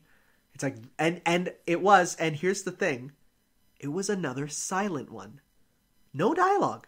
Really? No dialogue. So all the Sonic Mania shorts, no dialogue. And you're like, well, that's fine. They're like cartoony sort of, the small characters. But this was a modern Sonic cartoon with no dialogue. And what they said is one day we want to do one with dialogue, but we want to, it's easier to put this out when you don't have to worry about voice actors, right? But you're like, the physical comedy of it works so good. And so I'm starting to think, is the problem that Sonic speaks? Perhaps. They announced, and then at one point in the short, Big the Cat comes out of his cart, and Eggman puts up a stand full of merchandise of his pet frog, and so he goes and... I can't believe Incineroar's alternate costume got into Sonic. Yes, right. But then, like, he gets himself a T-shirt with his frog on it. They announced that is a real T-shirt you can buy. Oh, that's cool. They announced there was a certain obstacle in Sonic 3 that literally stumped players that they couldn't get past. It's a barrel that you have to stand on. It's like a floating barrel, right? And you're like, there's like walls on the other side. What you're supposed to press up, down, to build up momentum to move it, right? But here's the thing. If you jump on it, it also moves, but it doesn't build up momentum. So players would be there trying to jump to get the momentum, to get it to like move out of the way. So it got the name Barrel of Doom because it literally killed players for not being able to get past it before the time limit. They're making a coffee mug of it. Oh, jeez. They announced a few more things about the comics. Comics are doing well. Announced some spin-offs. And then came everybody's favorite section. The Q&A. The Q&A. And I'm going to tell you now, I jumped out after the first question. I saw the first question. Was some guy going up being like, so what would happen if Sonic met the Joker? And at first I'm like, okay, sure. And then they're like, well, we'd have a lot to happen. And then, then this is where I literally, my phone was like over on a table I was cleaning up. I ran over there and hit the home button. I'm like, I can't do this. It's when he took the mic and he was being pulled away and he's like, actually, I have been doing a lot of thinking and have some ideas about this. Would you please listen to them? Anyways, if Sonic were to meet the Joker, how would you think? And he was going on and on and on about how Sonic and the Joker would meet and all this stuff. And you hear him literally being ripped away from the mic and apparently and they literally beforehand, they said, don't ask questions about the Sonic movie. We are not the ones to talk about that. Paramount Pictures has all that info and will be releasing them later. We can't say anything on it. I heard about one person. Hi, what do you think about the leaked pictures of the Sonic the Hedgehog movie character designs? Are they real? And please fix them. And you see Takashi Iizuka, the father of Sonic, up there, just like, and it's like, I have never gone to a fan Q&A where I haven't cringed into oblivion by the end. But Sonic, you live up to your name as the fastest thing alive, because it was not even before the first question was finished that I had to kill that stream. It was bad. They went on for an hour. Not the Q&A. Oh. The Q&A was 10 minutes. Oh. No. But it was the long... I was out of there. No, the whole stream was an hour. Oh, okay. And it was 15 minutes of that, 10 minutes at the end. And then at the end, they're like, oh, by the way, we're making the next Sonic game. Which would seemingly be big news, but as my friend, Kevin Ava, who was the previous marketing manager at Sega, he basically went out and said, literally, as soon as a Sonic game releases, they're already starting the next one. So, of course, that's like saying water's wet. Like it's an of course. They said sometimes even halfway through they start planning the next one. He said don't worry about that. So okay, but I will say. What question would you ask if you were in a Sonic Q&A? What I would ask is I would say, how come we've seen this big change in focus on Sonic instead of doing games that have lots of replay value and games that have, side content, we've been really focusing on much more linear games. And I'm wondering, was there a change in the market? Or, how come we went from games with, the Chow Garden and extended after-game content to ones where it is more story-based and more trying to... kind of running down a hallway. Was there why was this change happen? I would ask a question like that. Okay. It's like my Sonic fan character wants to, and I hate them. It's bad. It's bad. Now, let me tell you, I went to a Sonic convention, right? Yeah. They're not bad when they're not on microphone. I think there's a bit of a social anxiety thing where as soon as they're on mic with someone who's famous, that's definitely to them, it's like they die. So that's not good. But that's it for the news. Gotta go fast. Gotta go fast to hit that home button and close the stream. All right. So it's break time. It is break time. And when do we get back? We have a foreign exchange. And then we have... wait, I just noticed there's a video link under the foreign exchange. What is that? You'll see. Okay, I'll click that after. And we actually will have a new segment afterwards. So we will get to that after the foreign exchange and after our break. So we'll see you all in a second as I play this funky, fresh song from One Piece World Seeker. We'll see you then. Ciao. Okay.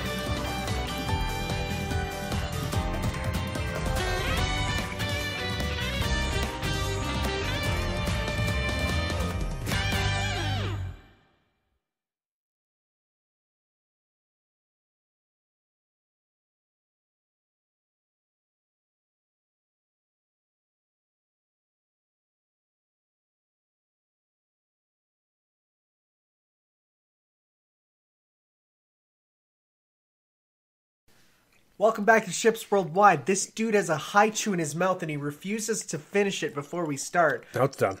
It's done, he says, and I hope so. We hope we don't... We're not an ASMR. We don't do... You're grabbing another one? No! I literally... Okay, we're not... Welcome back to Ships Worldwide. We're not doing that. Because that would be weird and make people... Do you ever just wish you had Spider-Man's web so you could, like, just get something just out of reach? I always make that motion. Okay, I wish it. I don't actually do it. Because that would be weird. I'm Spider-Man, dude. Okay, sure. Anyways... Anyone can wear the mask. I guess anyone can wear the mask. But they don't get web powers, and they should not dole out vigilante justice. That is illegal. Anyways, foreign exchange. Yes. This week, we are looking at Legends of Localization Book 1, The Legend of Zelda, which I gave to Adrian, and Club Penguin Rewritten, which Adrian gave to me. Quite an orthodox quite a different pairing. Yes. This one was... This was fun, though. This was a different one. This weird. one was different and weird, in a good way. So, would you like to go first? Sure. So, Legends of Localization, Book 1, The Legend of Zelda, by Clyde Mandolin. Yes, otherwise known as Tomato online. Hence why his pictures on the inside are him as little tomatoes. Very interesting. Right? Very informative. Uh-huh. It taught me a few things, actually. Many things. Yeah. For sure. So, I got about a little less than halfway. Okay. A little through, like, the first quest, like the first big chapter. Yeah. But I got the gist of it. There's a lot of differences, like a lot. For each version, Yeah. right? Like every character has like different stuff to them. And even mildly different dialogue is interesting because it makes you ask, why did it change? Mm-hmm. Because really, you're like, all they're doing is porting, right? It's supposed to just be a straight port. So any changes have to have a reason why. Mm-hmm. So it's really interesting going into, is it becoming more accurate? Is it becoming less accurate? What about the Japanese? Did they have changes too? And then that 2003 port 2, that's sometimes changed. Yep, there was changes there for sure. Then all the sound stuff I like pulled up while I was reading. I Oh, pulled up yes. my phone and like scan the QR codes and you can hear the difference in like the sound between the version even. So some were like very tiny, but some were like completely different. Completely different. You're like, well, that doesn't sound. That sounds way less like the Zelda I know, right? Yeah, exactly. I like the main theme with the instruments in there. Yes, and that was actually in Smash Bros. In the Famicom medley. Oh, yeah. So that was there for in Smash Bros. For that, but obviously, in a fight, you can't really tell that there was the difference. Mm-hmm. So that was really interesting. That's cool. Did not know about all the intricacies and like just the differences in the Japanese language and how like a line of text could mean so much. Could be so different, right? Yeah.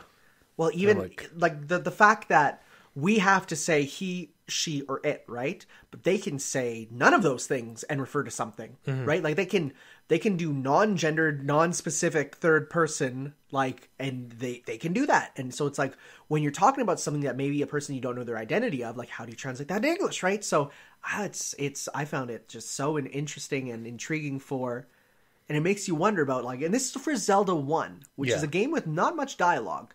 Now imagine a 60-hour RPG. Earthbound. Or Earthbound, which I have the book for, which is... Oh, do you? Yeah. Oh. I have book 2 for Earthbound. Right, it's actually in my bag. I'll go grab it and show you how much thicker it is. No, I do have the second book. I buy his books as soon as they come out. Because they are... I do want to actually pick these up. This is how much further I got through Earthbound.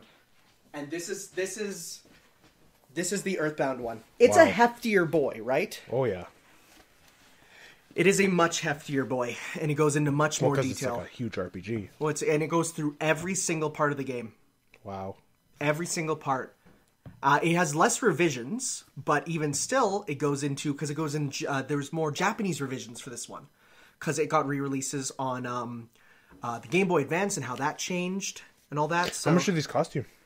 I'm not sure. If I go to fangamer.com... where you can purchase your pre-order of Hollow Knight Special Edition, Collector's Edition. Yes. Let's see here. So there's merch. I also got this one, press start to translate. So it's literally like just the worst translations in video games. Also this, no. Press start to translate is what if I ran an entire game through Google Translate? How would it come out? Bad. Then I got this be bad video game translations. So Legends of Localization Book 1 is between $10 and $29. I think it's because there is a not special edition one. The second book is $38. I got the collector's edition of Zelda 1. So it actually came with a passport. And the passport is a little booklet that you can flip through and like use to translate Zelda 1 live. So it'll say like, if you're on this screen, go to this page and you can read it and tell you what the characters mean. That's cool. So it's an interesting thing, yeah. So there's a bit there. Book 3 is going to be on Super Mario Bros., right? Yes. Oh. Yep. And apparently it's in the works. So one thing, I don't know if you know, he has a website that he updates all the time of just like these content for random games. So he'll go into it there. High quality, very high quality stuff. Very high quality from fangamer.com. We're not sponsored by them. I wish I was. I wish I was. I mean, give him a shout out. I might send him an email. But as you can see, the Earthbound one, quite a bit thicker. Yeah. It is a big book here.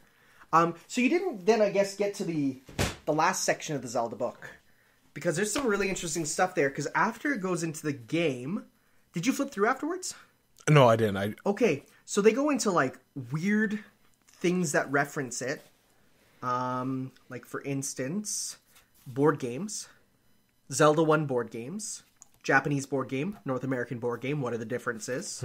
It goes into guides and magazines. Goes into commercials. Shows you them and how they were done there. Last sections again, and then there's the patch sections, which I told you about there, where you can when more info comes out, they tell you. But yeah, no. So this is definitely something that I might get my own copy. No, I think it'd be a cool thing to grab there. I didn't know that Frank Cifaldi was in here. Do you know who he is?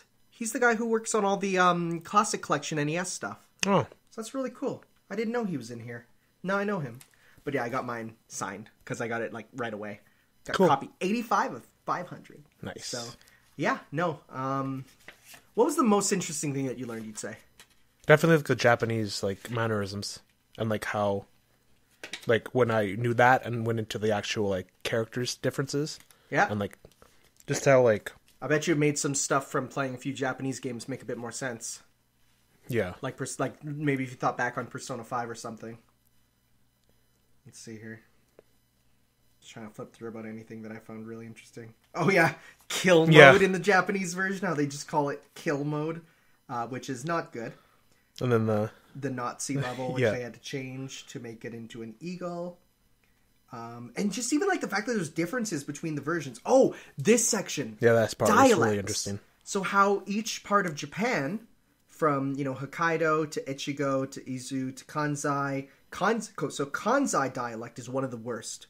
Kansai is basically, it gets turned into Texan. Because it's like country and like hick-like.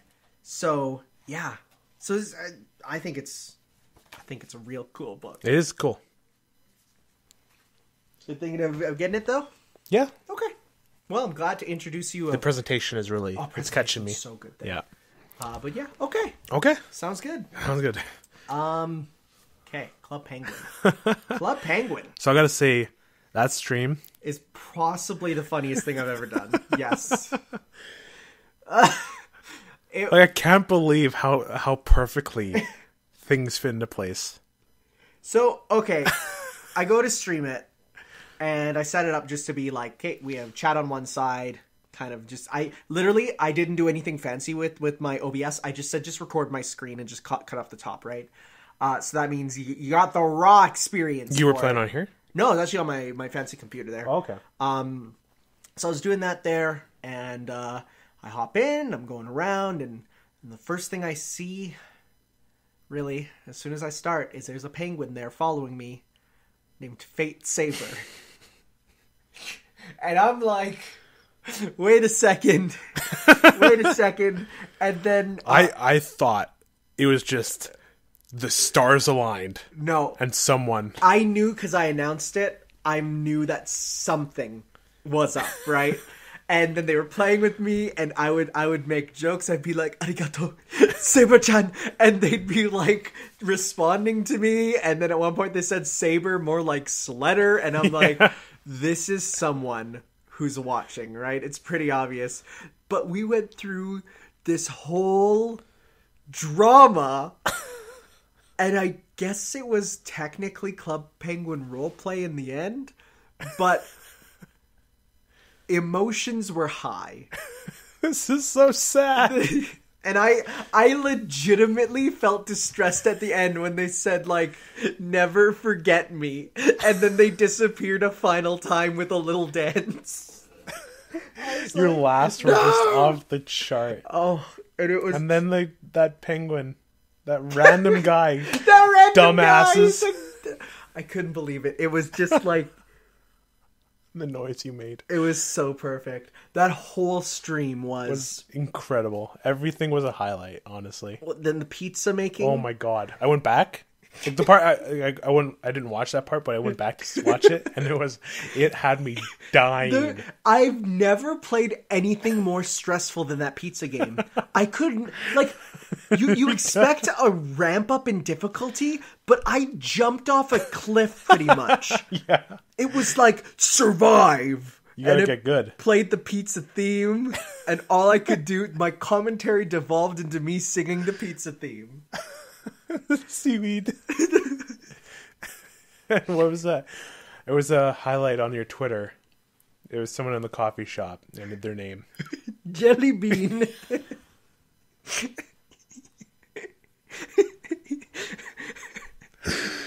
Oh my god! So, what was your favorite minigame?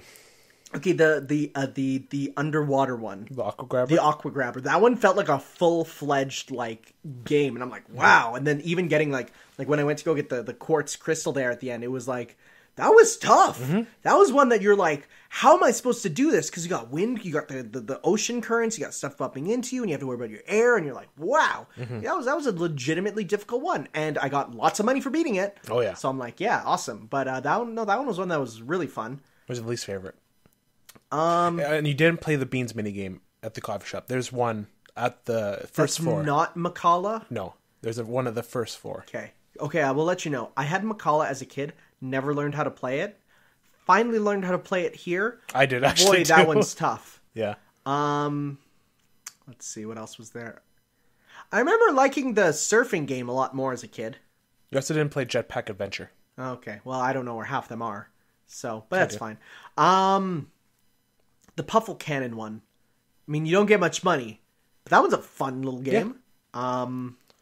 That one was added a lot later. You can tell. Yeah. Like the animation quality between them is massive in how much it changes, right? Well, that's another thing I should show you. Keep talking. Just in general, like, I can definitely see why people would really enjoy it. It was my life as a kid. I could see that. I could 100% see that. And it would be... Like, and it's interesting because the only game of that type that I played was Gaia Online, which doesn't have that much gameplay compared to this. This had a lot to it. So to see that was quite interesting. I'm like, wow, I guess I could have been playing something closer to this, because Gaia Online is pretty much glorified form there. But no. It was the games were fun. I could definitely see you hanging out with friends there, saying like, "Hey, meet me on this server, and we'll go penguin around." And it was like, come to my igloo. Like in every room, there's like something happening. There's like the boys, and especially if it was, oh god, the boys. Yeah. I couldn't believe that when we found a mob meeting going on, and they're like, "So here's the plan." No, that was separate. I'm just talking. You were about to get banned. No, and there's the boys happening. Hey, boys. And then there's the boys. Then there was the mafia who were like the big boss. We got to plan a heist. And the jokers, like, and there was just stuff happening. And when you put in the seasonal events, like right now with St. Patrick's Day, I could see that becoming crazy popular. Now, mind you, I was technically a member for this, right? So I could definitely see if you weren't a member, that would be very frustrating. I remember a long time ago when I was a member, it was like everything was so new at the time too. Yeah. But, like, I feel like you could go far enough to enjoy it, but not far enough to like dive in. Deep dive. Yeah. I want you to pull up a list of room updates because after Disney bought it, they kind of just remodeled everything. A list of room updates. Yeah, like everything. Oh no, let's put it up there on the big one. I guess I do have on the Yeah, screen. you do have a laptop here. List of room updates, Club Penguin. And just see how much, like, now that you've seen it. Okay. How much it's changed up to the end of List of room updates. when it got shut down. Arcade. Because when you saw it was like renovated. older. So I got more games. Yeah.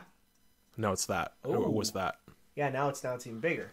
The beach has been renovated once. So with the ship or without the ship. Yeah, just visual upgrade. Yeah, visual upgrade. The beacon has been updated permanently once. I see the ice has changed. And that's where Jetpack Adventure there is on the right there. Okay, that's where the book room has been updated once and permanently updated on another. Look how it changes into a Oh, newsroom. wow. Okay. Yeah, which is cool. I kind of like that more. Yeah, that's neat. Closed shop. That's what it was. Then it got more. Then it got more. Then it got more. And then it changed into okay. It's like a fashion place. Kind of like that more, honestly. Yeah. Yeah, that's nice. Like some of the room updates were really cool. Coffee shop. Oh, that's comfier. And they updated it and added a new game on the left, like a smoothie maker minigame. Yeah, I like that one. It's a comfier update later. Yeah. Cove has gone from Cove to... That's a little busy. I'd say. There's more stuff there. The dance floor, the nightclub. Huge difference. Going bigger, just adding stuff, adding a stage. Went to night. Oh, yeah. Oh, they updated the sound system. Dock's been renovated once. So, wow, the first dock area was nothing. Nope. And a dock. Nothing and a dock. It's like one of the first rooms. No, they're adding a bit more. Oh, yeah, then you can go to the other places. Yeah. Bench. Dojo has been added stuff. Whoa. Yeah. They really updated when it they there. Put on the different ones. Ninja Courtyard has been updated. So this is where the fateful thing happened. The fateful event, which even works even funnier because it looks like his house from Fate. Like it's like there's layers there. And what's cool is that if you click on that one, yeah, every time a new Card-Jitsu game was added, they added like the clouds for like water, the mountain on the right for snow. And, yeah, that's cool. And then that was the final one there. Phoning facility got destroyed. Wow. That was like an end of the world party they had. What? Yeah. That's weird. It was like Operation Blackout. I know, and it was around the 2012. I don't want to think about like. Have you heard about what it was like in the final days of Final Fantasy XIV? Yeah, I have. It's terrifying. You just slowly watch this meteor arrive, and it's people sitting there and waiting for the end. Well, you should have seen like the end of Club Penguin. There were actually meteors falling out of the sky. I'm not kidding. I'm gonna be very real. I need to like look it up. I'm gonna be very real. That stuff is really scary to me. Club Penguin. If the world were to actually end, I would not handle it. I can't handle it in Club Penguin. Well, I saw it was recommended in my video feed was the end of Club Penguin after my videos came out. It was like literally like an orange sky with meteors falling. They added System Defender and they changed it. They had huge change at the end. So yeah, they definitely do redesigns every now and then. I don't even remember going to the forest. That was with the St. Patrick's guy. You like open the door. Oh, okay, right. Yeah. The gold mine has been. You didn't see the gold mine stuff. Oh. Yeah. Ice rink. I didn't like get the ice rink there. Yeah, you did. No, I didn't get it. There's nothing there. Oh yeah, well, they just used like the most recent one. Okay. Iceberg. No, like iceberg doesn't Whoa, change. can you tip the iceberg? I remember that was the thing when as a kid people were at the very end of the original's life cycle you could tip it and you get a special thing. Oh yeah. I remember seeing footage of it and people freaking out. People being like, I remember coming to school one day, people like, you can tip the iceberg! And I'm like, I don't care. I'm playing Smash. I don't think I went to the lodge attic. No, you didn't. The lodge changed a lot. Okay. The mine. Yeah, we went there. And then changed into that. It's the mine shack. Sorry. Okay, we did go up to the mine shack. So they added a university and a skate park after. Okay. On the right there. Yeah. Pet shop. I really like the design of the new pet shop. Let's see here. Yeah, it's much nicer. You could see like the puffles going through the tubes. That's nicer. Yeah, honestly, visually, I think the new ones, most of them look better. Pizza Parlor looks really cool. Yeah, Pizza Parlor looks much better. The Plaza just got a new place in it. Then it got just reworked. They added a mall. They added a mall? Oh, yeah. And then the Puffle Hotel, which you see there. Yeah, the Puffle Hotel. I remember that one from my friends in school. I'm sorry, what? What is happening? That's the orange Puffle. An orange Puffle in a cardboard box just flew across the screen. Yeah, but that's not a thing on wiki pages. How did that happen? I'm scared. So, go up. Hotel is all stuff that we haven't, kind of dealt with. But like at the top, you could like get a rainbow Puffle, and the Puffle and the clouds back there. Yeah, you get a rainbow one. Wow, special one. Wow. Ski Hill. We got to go skiing.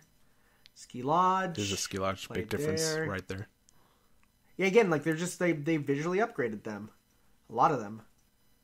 But the thing that like killed it was like the promotional parties they always had. What do you mean? Like they had like a Frozen party, a Monsters University party. To be fair, if there was anything to get a Frozen party, it should be Club Penguin. If you ask me. That's fair. Yeah. Okay. The only room that did not get an update was the pool.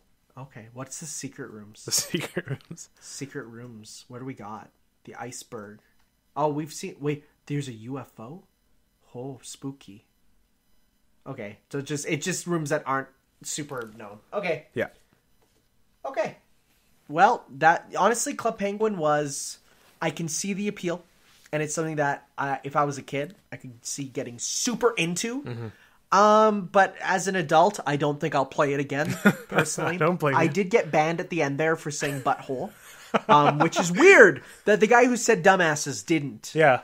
Which is surprising, but I guess it's because I was around so many people. One of them was probably a mod. Probably. Blizzard is like the main server. I'm sure goes into, so. If you have not watched my stream or stream highlight called Club Stay Penguin, a love story, please watch that. Do I need to click on this video link now? Yeah, if you don't want to. Okay, what was it? Just the it's April just like Fool's music? It's just like a video of the different parties. Okay, I'll take a look at that after. Yeah, for sure. And okay, we now have our next. This is higher than it was before. Well, it's because every time I move it, I have to readjust it. Okay, that's just why. Right. We now have our next foreign exchange. Okay. I do not have a choice for you this time. Really? I have a set one, and it's not something I can give you. It's also not something you need to log into any of my accounts for. It's something you already have an account for on a little service known as Netflix. Okay? Now, some arguments may be made that this is technically not Japanese. Okay. But, it is it's not Japanese. Power Rangers, is it? It's Power Rangers. Oh, no. But, okay, I'm doing it in an interesting way, okay? I'm not giving you a series per se. I'm going to give you... I want you to watch... Or you want me to watch the movie? No. The first episode of 7 different seasons. Just the first. Okay. I want you to see how it evolves. Because I think that the evolution of the series is really interesting. I'm going to warn you. The first 2, real cheesy. But I want you to see how it changes over time. So okay. I'm going to give you 7 seasons to watch. Not the first 7. I have a list here. And I'll tell you their names here. Because what I want you to do is I want you to watch the first episodes of Mighty Morphin, which is the first. Lightspeed Rescue, which is like... they're like different shows. Yes. So Mighty Morphin... Oh my god, there's so many. Yes. Lightspeed Rescue... Lost Galaxy. You're going to need to, like, message me. I will, don't worry. Time Force, Wild Force, Ninja Storm, and Dino Thunder. Those are between 1990, like the start, to about 2006 or 7. Okay? So it's about almost about 10 years. Okay? Okay. And I just want you to watch just the first episode of each. And I want you to see how it changes. Right? Because... I think it'd be really interesting to hear you react to where it goes, especially when you look at it from the first episode. Because the very first episode of the very first season is you're going to have a tough time with the very first one. How long are they? Like 20 minutes? They're American TV. 20 minutes, right? So seven episodes of 7 seasons, right? Okay. I only go up to Dino Thunder because that's about where I went to as a kid. Okay. Dino Thunder was the last real season I got really hard into. And when I say like Dino Thunder was real good. And it's also thematic because the first Power Rangers Mighty Morphin, dinosaur themed. Mm-hmm. Dino Thunder, dinosaur themed. So it wraps back around. It even wraps back around in multiple ways. So it works out. So that's what I'm giving you. Cool. I will message you the shows after and you can watch it on your Netflix there. Sounds good. And I guess as I should say, Power Rangers is kind of like they take place in the same universe, but they always reset characters. Oh, okay. As in like the characters from previous seasons will show up as Power Rangers, but everyone is best way, JoJo. Okay. 1 or 2 characters might come forward, but for the most part it's its own plot, and honestly you could probably even start one of them on its own and you're fine. Okay. So that's kind of how it works. Cool. Okay. My turn? Your turn. All right, it's a video game. Okay. For the PS3. Okay. Yes. One of my favorite PS3 games. It's an old franchise. Older than the PlayStation 3?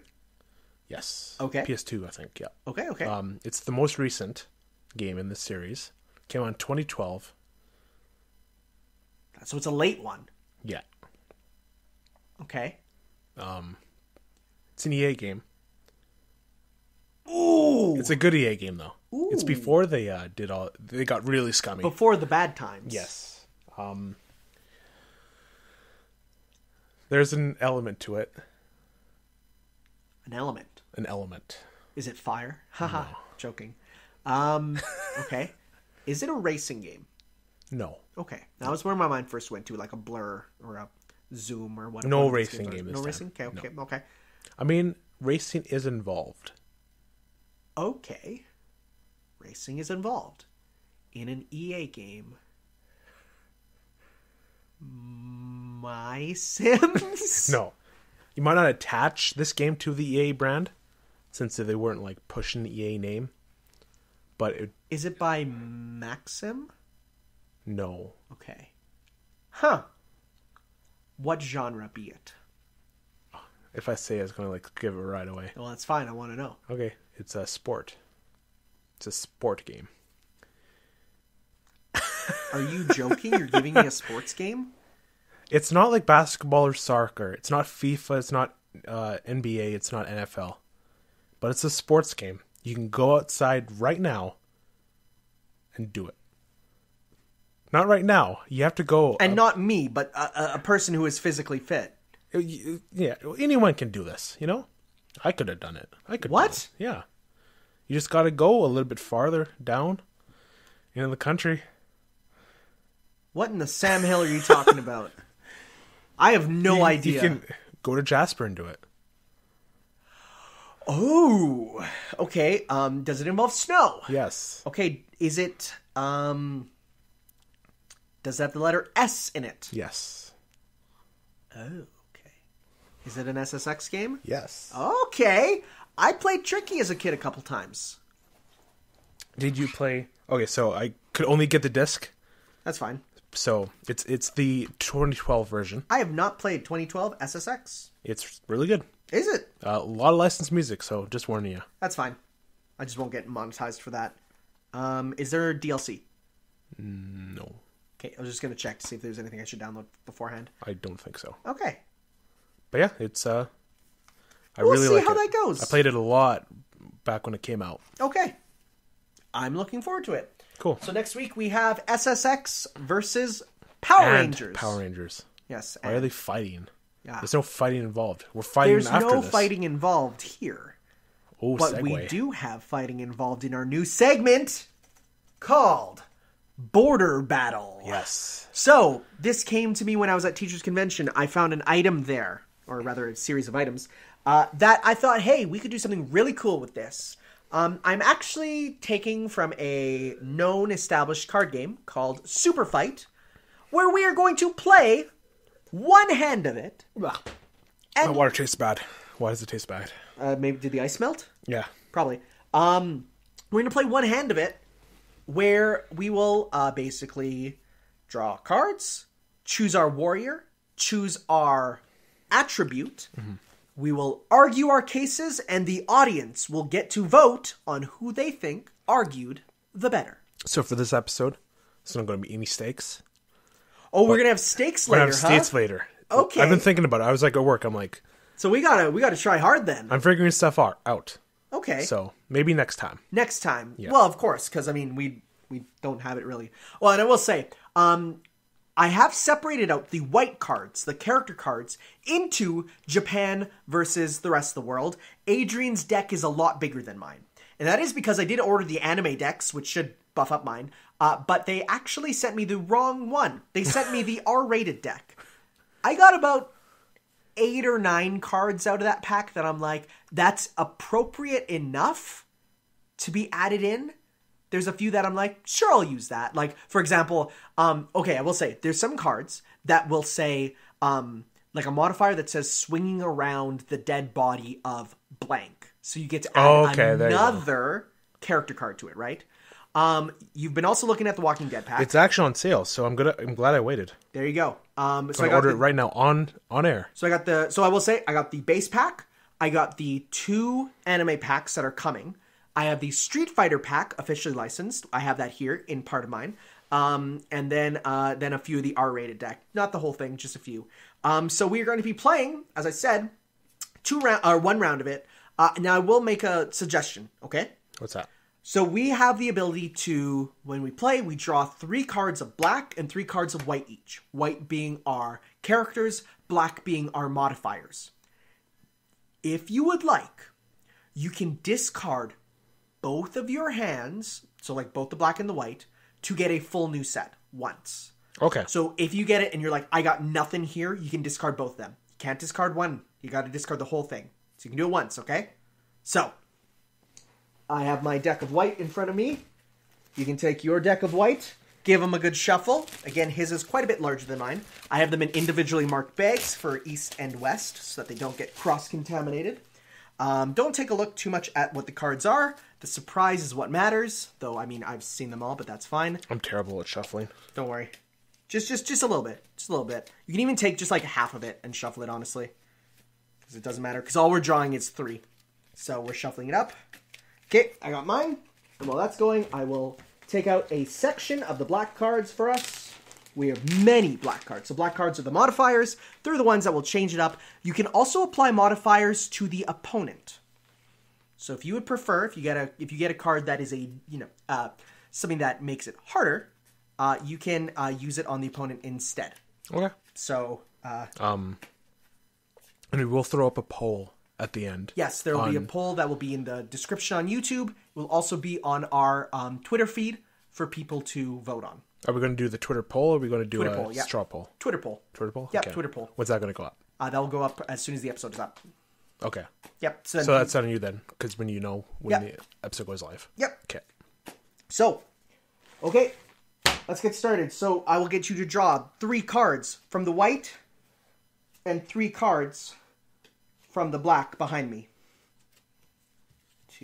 Just any 3? Well, just from the top. Oh. 3 from the top. Okay, so I have my 3 for each.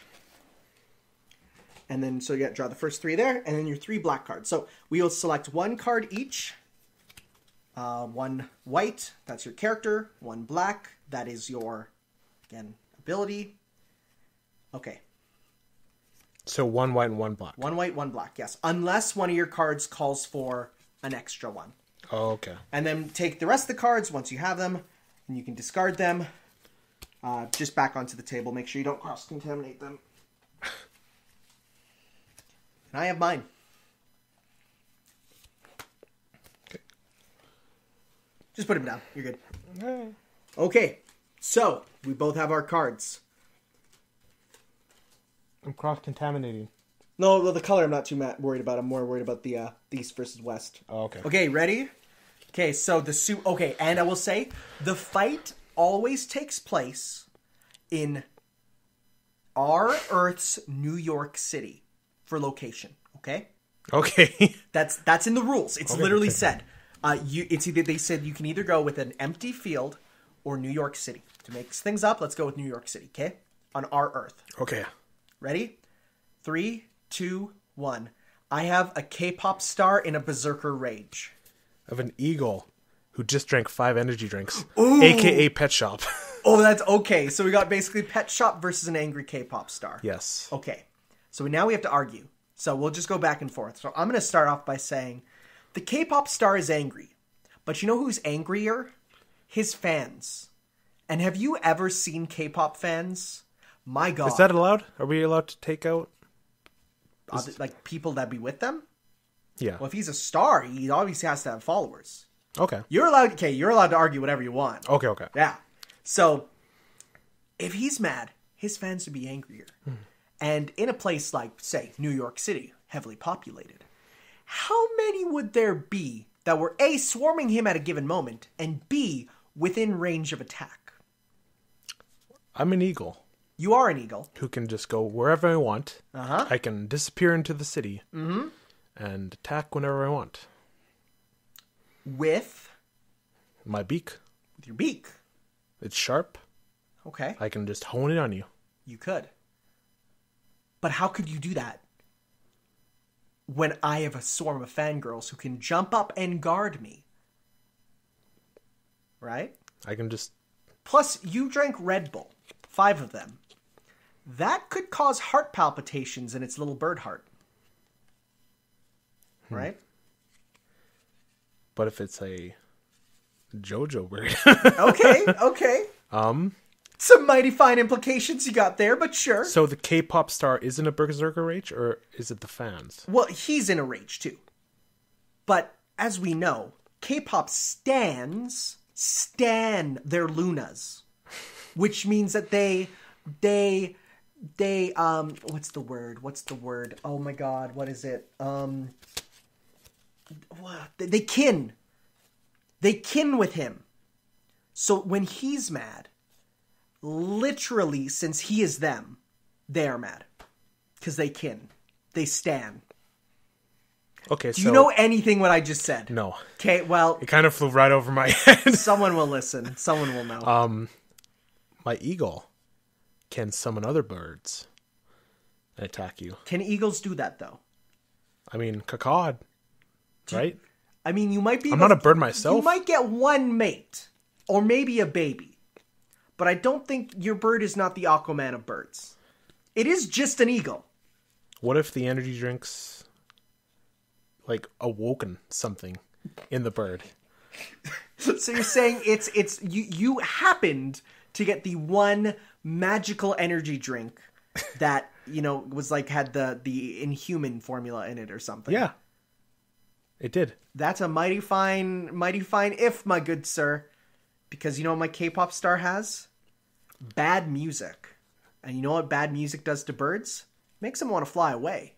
Have you ever seen a bird on like a speaker? But does a hopped up on energy drink bird really care about that? He just wants to kill my dude. Wouldn't they become hyper aware?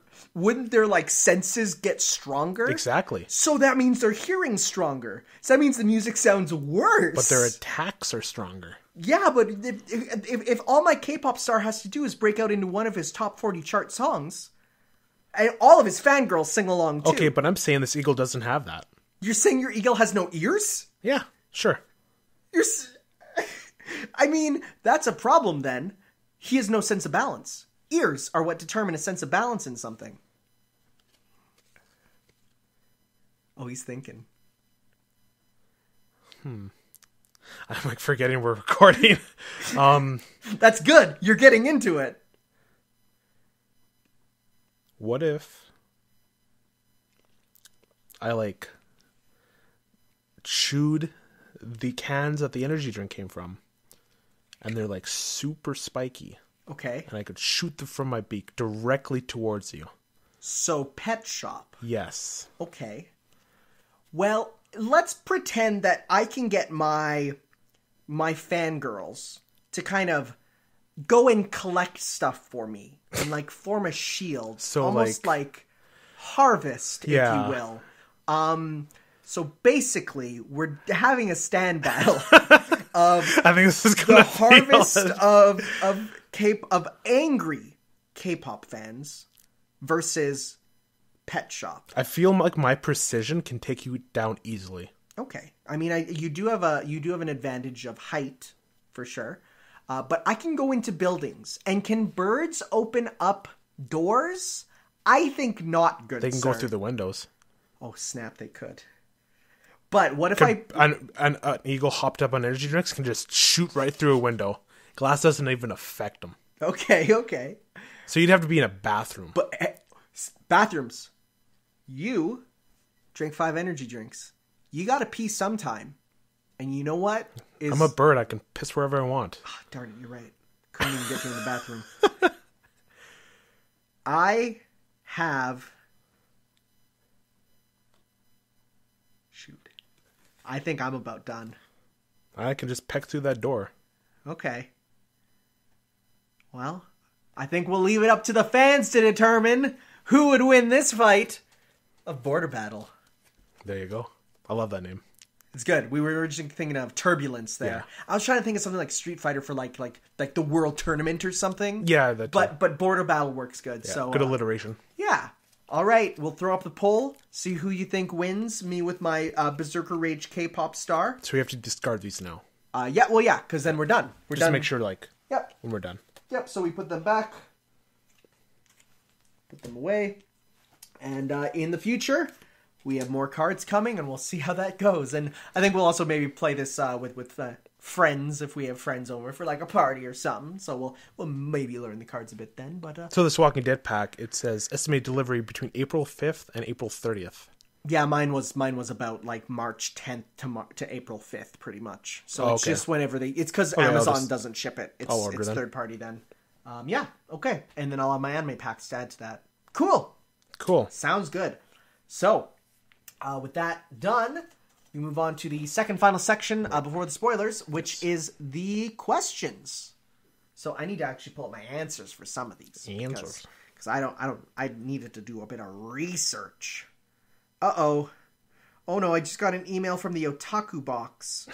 From that horrible thing. I'm going to give him a 1. They said, what did you rate it out of 10? I'm going to say it a 1 because Sword Art Online was in there. Never do that again.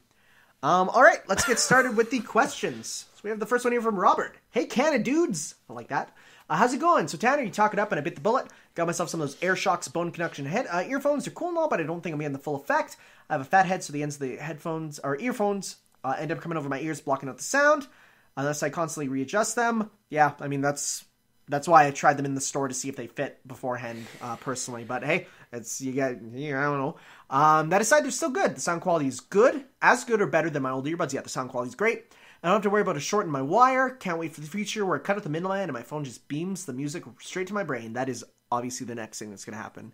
We're just going to get those implanted pretty much. Definitely. So here's the question. You guys have any old memes you still hold on to in your hearts? Something from pre-2010 you can still enjoy despite the meme being objectively dead. So he says he's still a fan of Gidan. Do you know Gidan?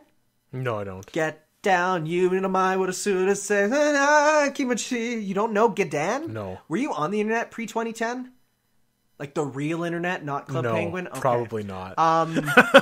It's basically, there was a guy who did a thing called cartridge tipping. It's where you take an N64 game and you like tilt out the cartridge slightly as you're playing, and it causes the characters to spaz out because it doesn't load their animation data. So they took that and played a song over it. Hilarious.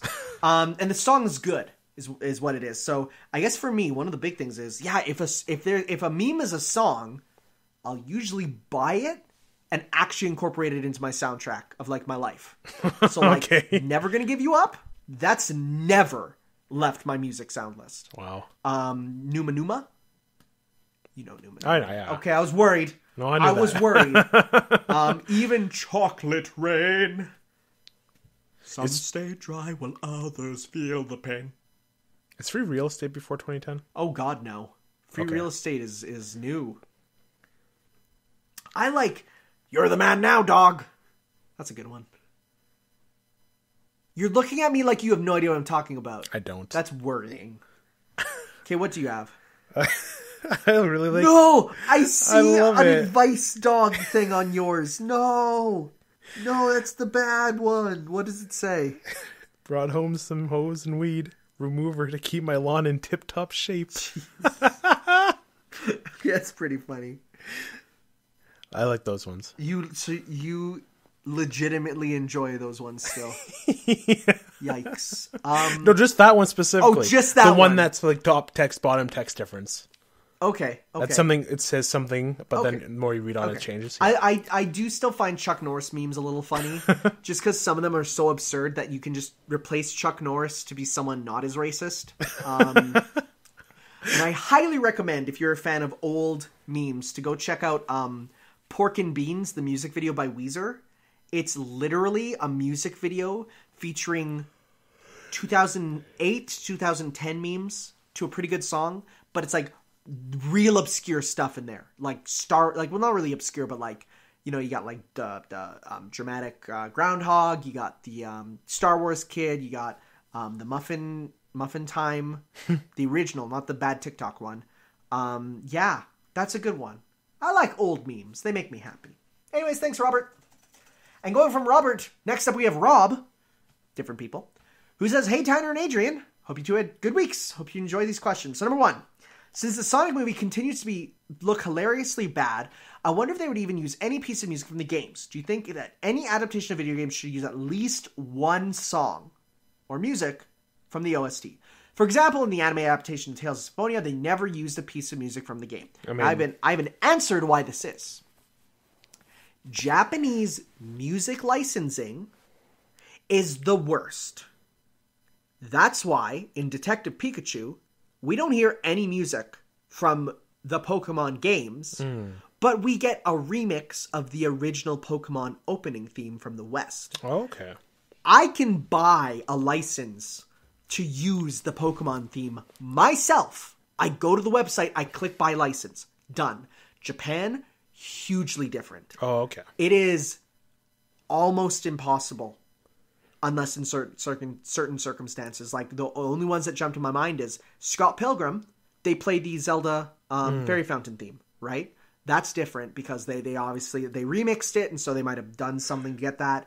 But it's tough. And for movie companies, they usually look at it and they say, who cares? They don't care. Because to them, it's music. Who cares? You can change it out, right? But for us, we look at it, we're like, of course, right? Yeah. So I think they should always use music from the OSTs because answer is Bloody Tears in Castlevania. Oh my goodness, that's such a good way of using it. That's like the answer right there. And that's like there's only really that one. Yeah. But it's so good. It's so good.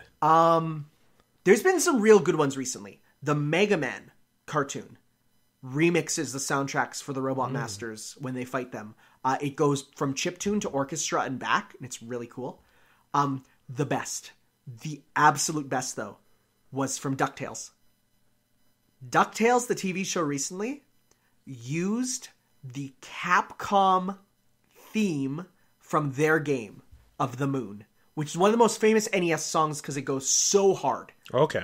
They actually not only used it in the show, because they ended last season with a stinger of panning up to the moon with the piano playing the first couple notes of it, and people going, oh, that's a nice reference. Next season, it's literally of a character on the moon with an orchestrated version of the NES Moon theme that then have lyrics that kick in. That's cool. And then the character, the Donald Duck type character, jumps and poses like Mega Man. There like you go. The jump pose. Because, of course, it's made by Capcom, right? Mm-hmm. And it's just like, so it's obvious they're getting better because the people who care are now the ones starting to make this stuff, right? It's starting to become more a case of they actually want it in to give it the faithfulness. Back in the day, and even still for Hollywood especially, they don't care. Because it's a song, who cares? But now, it's very different, right? Mm-hmm. So, yeah, for sure. I think they should always try and use at least one. Yes. And if they use it throughout, that's good. But I'm thinking about it. I honestly might prefer them just use them for important points. Mm. Like with Bloody Tears there. Yeah. Because if they played the Castlevania music throughout, it would have been, oh, cool, Bloody Tears. But no, it was like, I jumped out of my seat going, yeah, so good. So, yeah. Good question.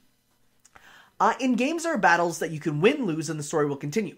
So my question is, what has been the worst when you like win a fight in a game but lose in the next cutscene? Do you remember some of these? I don't, honestly. So I know it happens. Yeah, I know it does too. But I couldn't think of specific examples other than there's a lot of it in Xenoblade 2. Where it's like, and if you lose, you still get a game over. But if you win, it's like, all right, we did it. And then it's like, the bad guy's like, oh, but I have a new power. And you're like, and then he kills you in like one hit. And it's like, oh, I can't believe we lost. And then you're like, well, then how come if I lose, I get a game over? Yeah. Like, if the ultimate result is losing, how come it matters, right? Exactly. Yeah, that sucks. The only time I allow it is if the villain does something with trickery.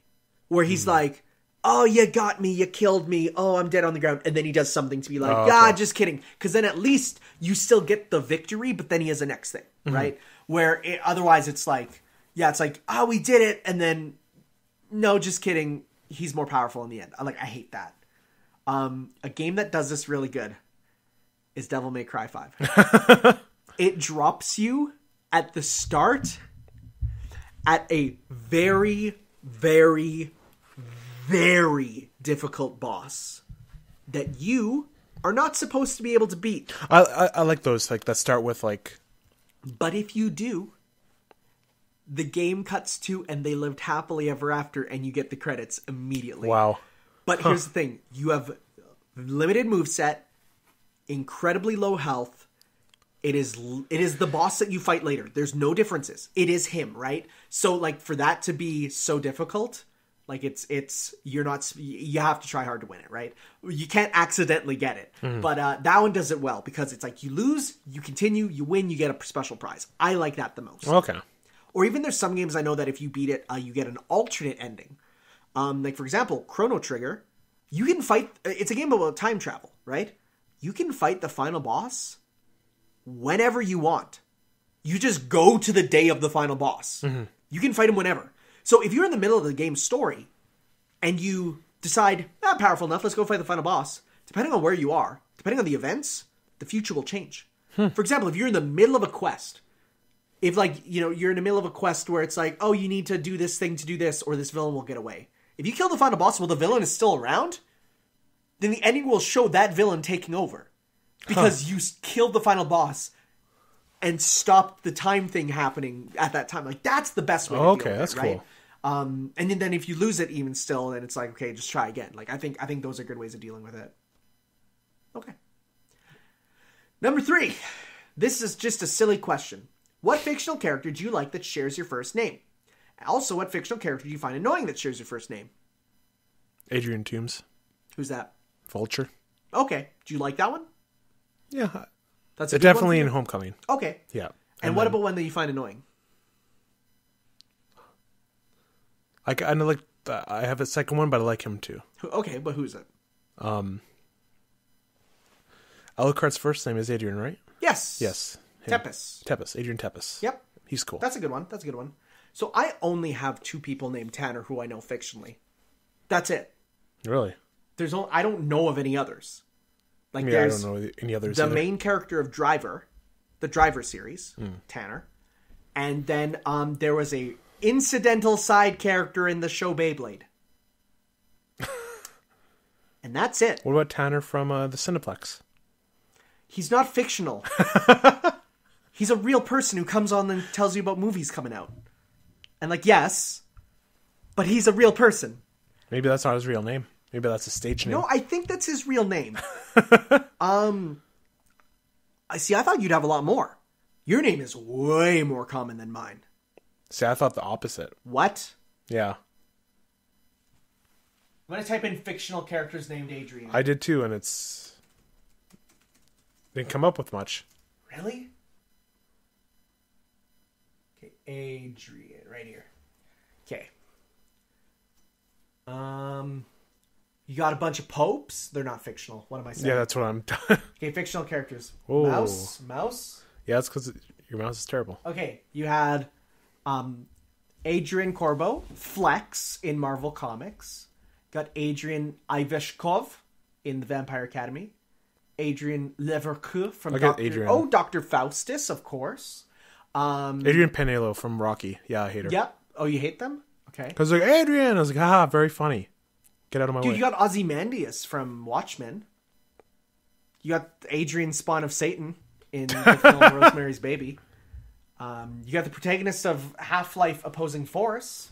You got Monk from Monk. You got a couple.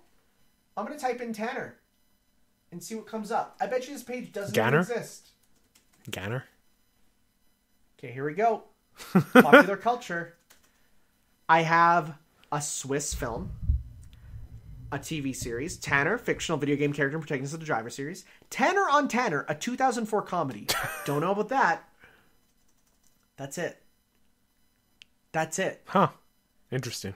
What was that? Did you see that? Whoa. You're mousing over Driver. I moused over Driver and the title came up. I freaked out. Wiki's really going crazy. Wikipedia's scaring me. Just watch like the orange puffle fly across again. Don't like it. Yeah, no, I don't have many. So that's, and when I say incidental side character, I mean a character in one episode. Which as a kid, I was like, whoa, there's a character named after me. And I went up to my parents, I'm like, Mom, Dad, there's a character named after me. That's good, son. Okay.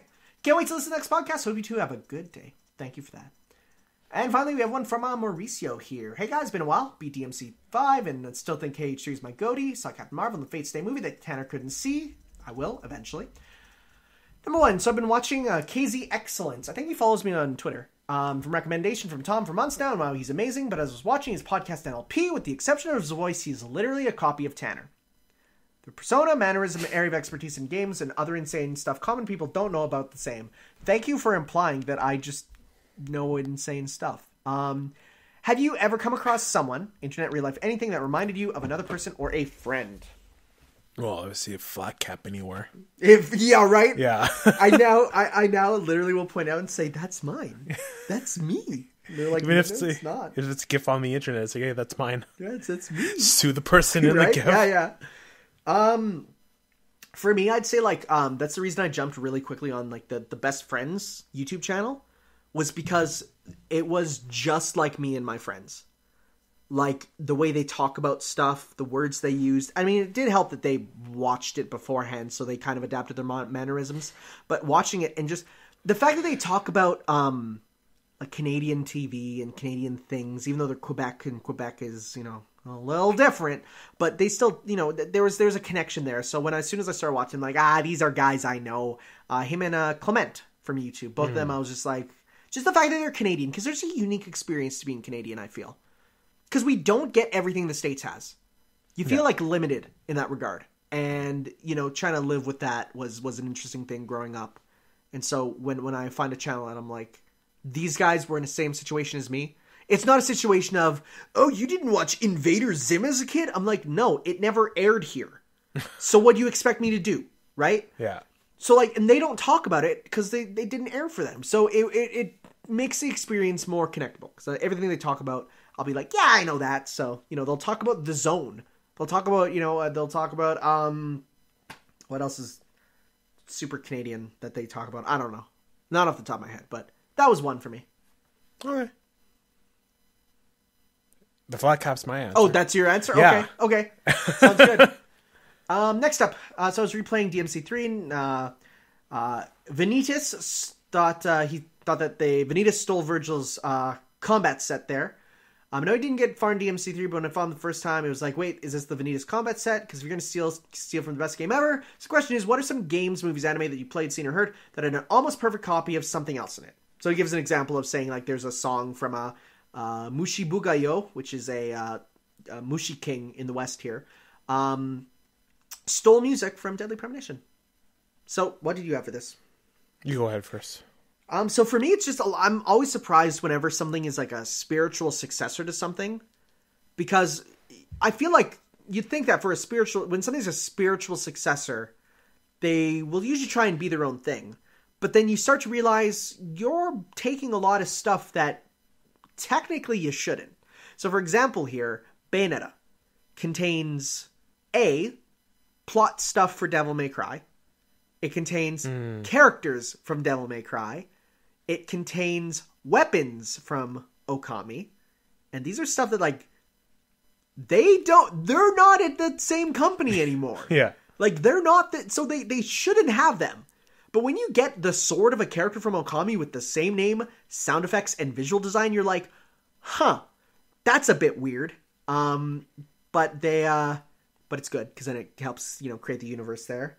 I also put a lot of the anime spiritual successors. When you can watch something and be like, this is meant to just be its own thing, but it's so similar that you're like, it almost feels like it's connected. The one I have is, so there was a show, you're gonna be very confused by this name. Don't worry, I'll give it to you to watch one day. It was an anime called Panty and Stocking with Garter Belt. Oh God. Okay? No. It's not that type of show. But it was a show done in the style of like Dexter's Laboratory. Of like Cartoon Network shows, right? Like I'll show you a picture. And you'll be like, oh wow. It looks like an old Cartoon Network show. So like it reminds me of Powerpuff Girls. Little bit there, right? Yeah. So like it's just trying to find actually. So like the style is literally trying to be like an American cartoon thing. Oh, okay. Like it was on like it looks like it, right? So, but it was still anime, and it was still incredibly violent and crazy, and had some of the most amazing fight scenes ever. That was done by Gainax. Gainax kind of exploded, and then the next company, my favorite one, Studio Trigger, did a short film called Instead, Sex and Violence with Mach Speed, which was very different because one, it was a show of four colors. There was only black, yellow, white, and red. That's it. Very stylized in the same way. Similar animation. Looks very similar, but is basically that cranked up to 100. Different companies, but they're so similar that you're like, huh. So I always find that interesting when you see like a spiritual successor that is not and could potentially kind of be just a continuation. Okay. What do you have? Couldn't come up with one, but Bayonetta is a good example. Yeah, right? Yeah. Yeah, I tried to think hard on this one, but well, I'm not one to look back, Fair enough. And you also don't really play. I don't feel like Western games do that this much. No. They mostly try and. Oh well, I mean, there's one that did you hear the one that just came out? Where it's like from the creators of Left 4 Dead who went and made their own company. Oh yeah. It was called like Dead for You or something. Yeah, or something. Yeah. It literally had the 4 in it, right? Yeah. And you're like,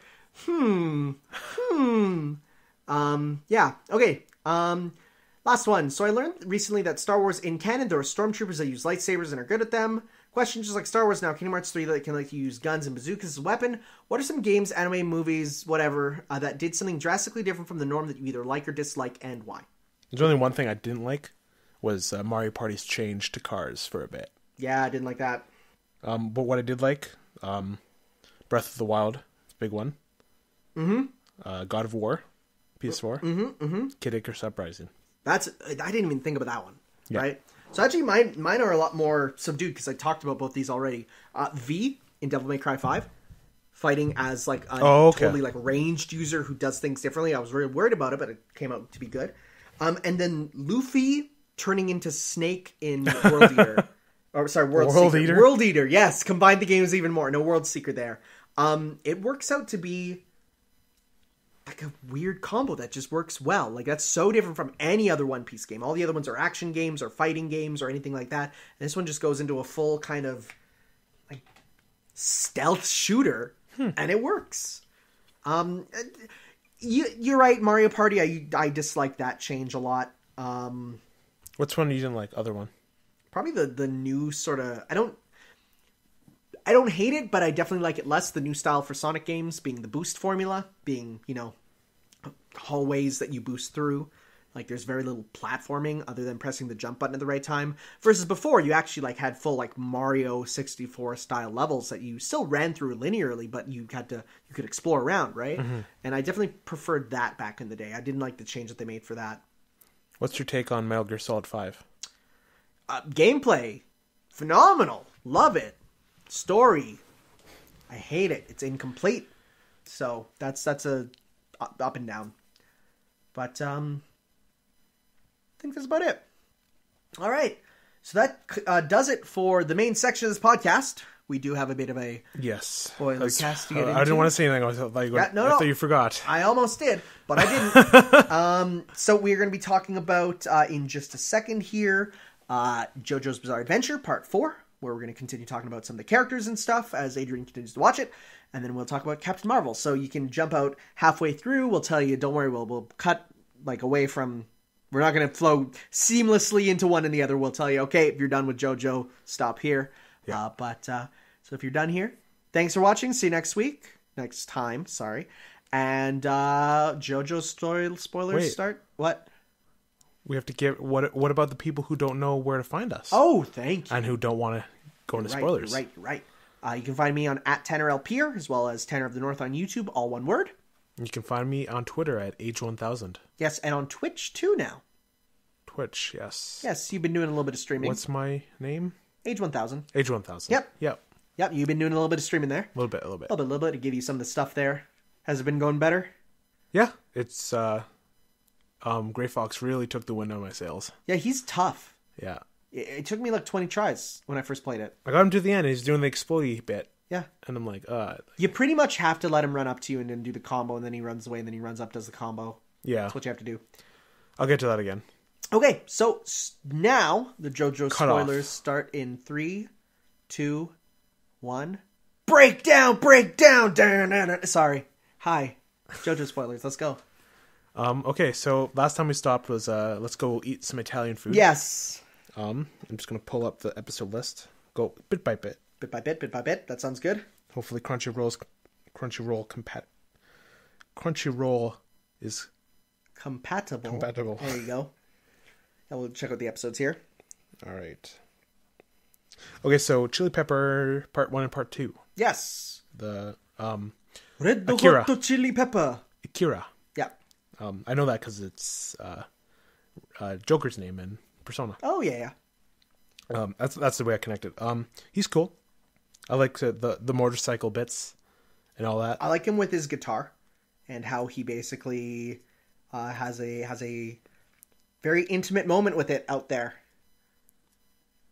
When was that again? You don't remember him shredding his guitar and then like looking up at the sky and crying because it meant to represent like a release of some sort? Okay, that's fine. They might have cut that out from the anime. That's definitely in the game. He definitely does it. Crunchyroll's not being compatible, so I'm just going to look at Part 4 episodes. No. Why is it not being compatible? It's just doing that. Oh, it's doing the weird glitch thing? Yeah. Wow. Maybe it's your phone. No, it's not. Maybe you need to get a new phone. Oh, I will. A new phone which can be bought from fangamer.com. Did you see the Pixel 4? I did. And you know what I thought? I said, man, that's cool, but my phone is working mighty fine right now, and I have no problem, so I'm not going to be upgrading anytime soon. Okay, then the end. When they teased they teased that in let's go get some Italian food. Mm-hmm. Joseph shows up. Yep. And we finally see him. And he's definitely old Joseph. I would argue that the old Joseph from part 3 there he's kind of not old. He's seasoned. Now he's old. Yes. Now he's an old guy. He's still Joseph. He's still himself, but at the same time he's slowed down. He's slowed down. And the ending moment when he's falling and Josuke catches him and it's like, oh my god. There's feelings there for sure. Yeah. Like there's you get some big feels. Anything else from those episodes? Not that I remember, no. And then we picked up something crazy. It's the baby episode. Oh god, yes. The invisible baby. That was weird when Joseph cut himself. I'm like, is he gonna die right now? But no, he didn't. And then he goes to the shop and maxes out Josuke's credit card. The guy's telling him... He just empties his bank account. Telling him all about, the different types of nipples you can get for bottles. And Joseph's like, I have no idea what's going on. Yeah, just put, the makeup on the babies to see the face. You know, the handprints in the dirt reminded me straight away of Death Stranding. I didn't even think about that. Yeah. There's nothing like honestly scarier than the idea of, oh, my baby's turned invisible and now it's dropped in water. Yeah. What do you do? Well, I mean, and then its power where it's like, as it cries, it turns things invisible. That's scary. So I will let you know now. This baby never comes back. Oh, really? No, never. What was the point of it then? So that's the thing. And this is honestly one of the biggest disappointments. There was some people who were like, you know what? JoJo Part 8, it's going to be about the baby grown up. And it's going to be about her as the main character with her ability to make things invisible. People were like, that's going to be so cool. No. But guess what? Part 9. But guess what? There is a fan comic of it that looks official. It's real cool. Okay. So, but it sucks because this looks like it could lead to a lot, and people are like, I thought it was going to come back in a big way. Telling you now, bud. Dang. Not going to set you up for that because it's, I think even in the manga, the baby literally never appears again. Well, the joke is the joke is there it is in the background, right? But I think in the show they put it in like some background shots where you can see it with Joseph. And it's there. in the ED. Yeah. So you see it a bit there at least. Let's go to the manga artist's house. Part 1 and 2. God, yes. Rohan Kishibe is what a ride those episodes best. Rohan's the best because he's kind of horrible. He is horrible. Well, you'll learn later. They tone him down, but as like him and what's his name? Koichi. Yeah, they go chilling. But his stand is just terrifying. Oh, his stand's scary, but just the idea of like, oh, there's a spider. Let's lick it. Oh, right, yeah. That was weird. And then I gotta learn about it. And then in these episodes, we learn the backstory behind why Josuke gets so mad about his hair, which is a really good backstory. I like that. Yep. It was familiar almost. It's like I heard it before.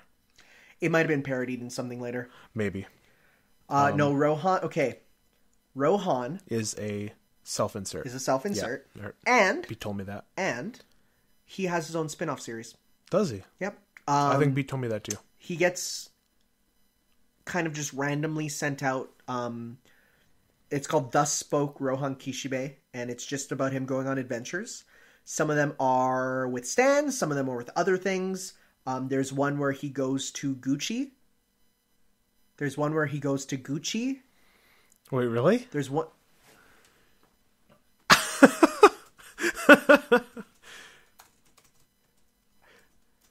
It's 2 C's now. I know.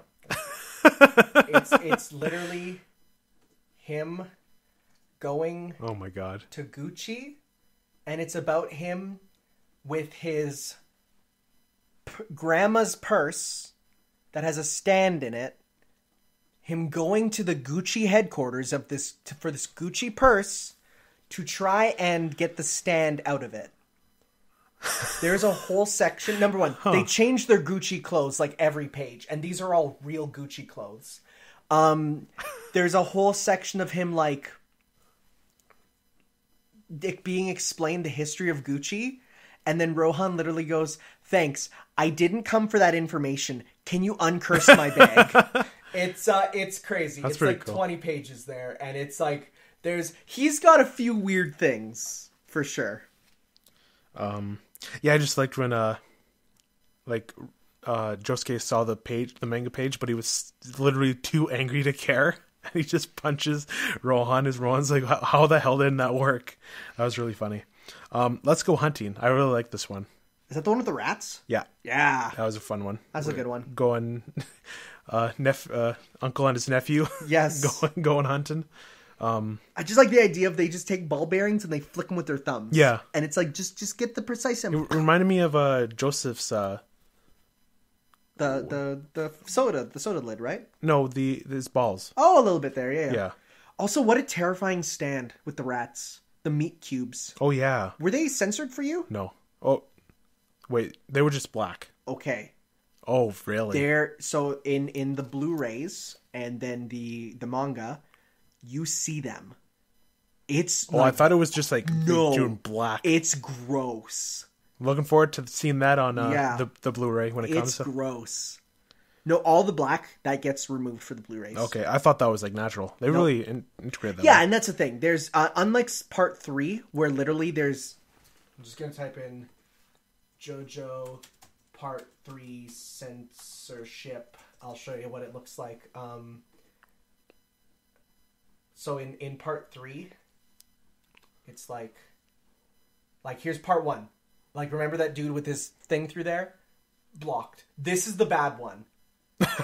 So there's him smoking a cigarette. They black out the whole thing, but you can clearly see him smoking it, right? There's some, like every time he's smoking, they blur out his face. Huh. Even though you can clearly tell what it is, right? So that gets removed in the Blu-rays there. All right. I like how Beat brought it up. It's like this rat gave Jotaro more problems than Dio did.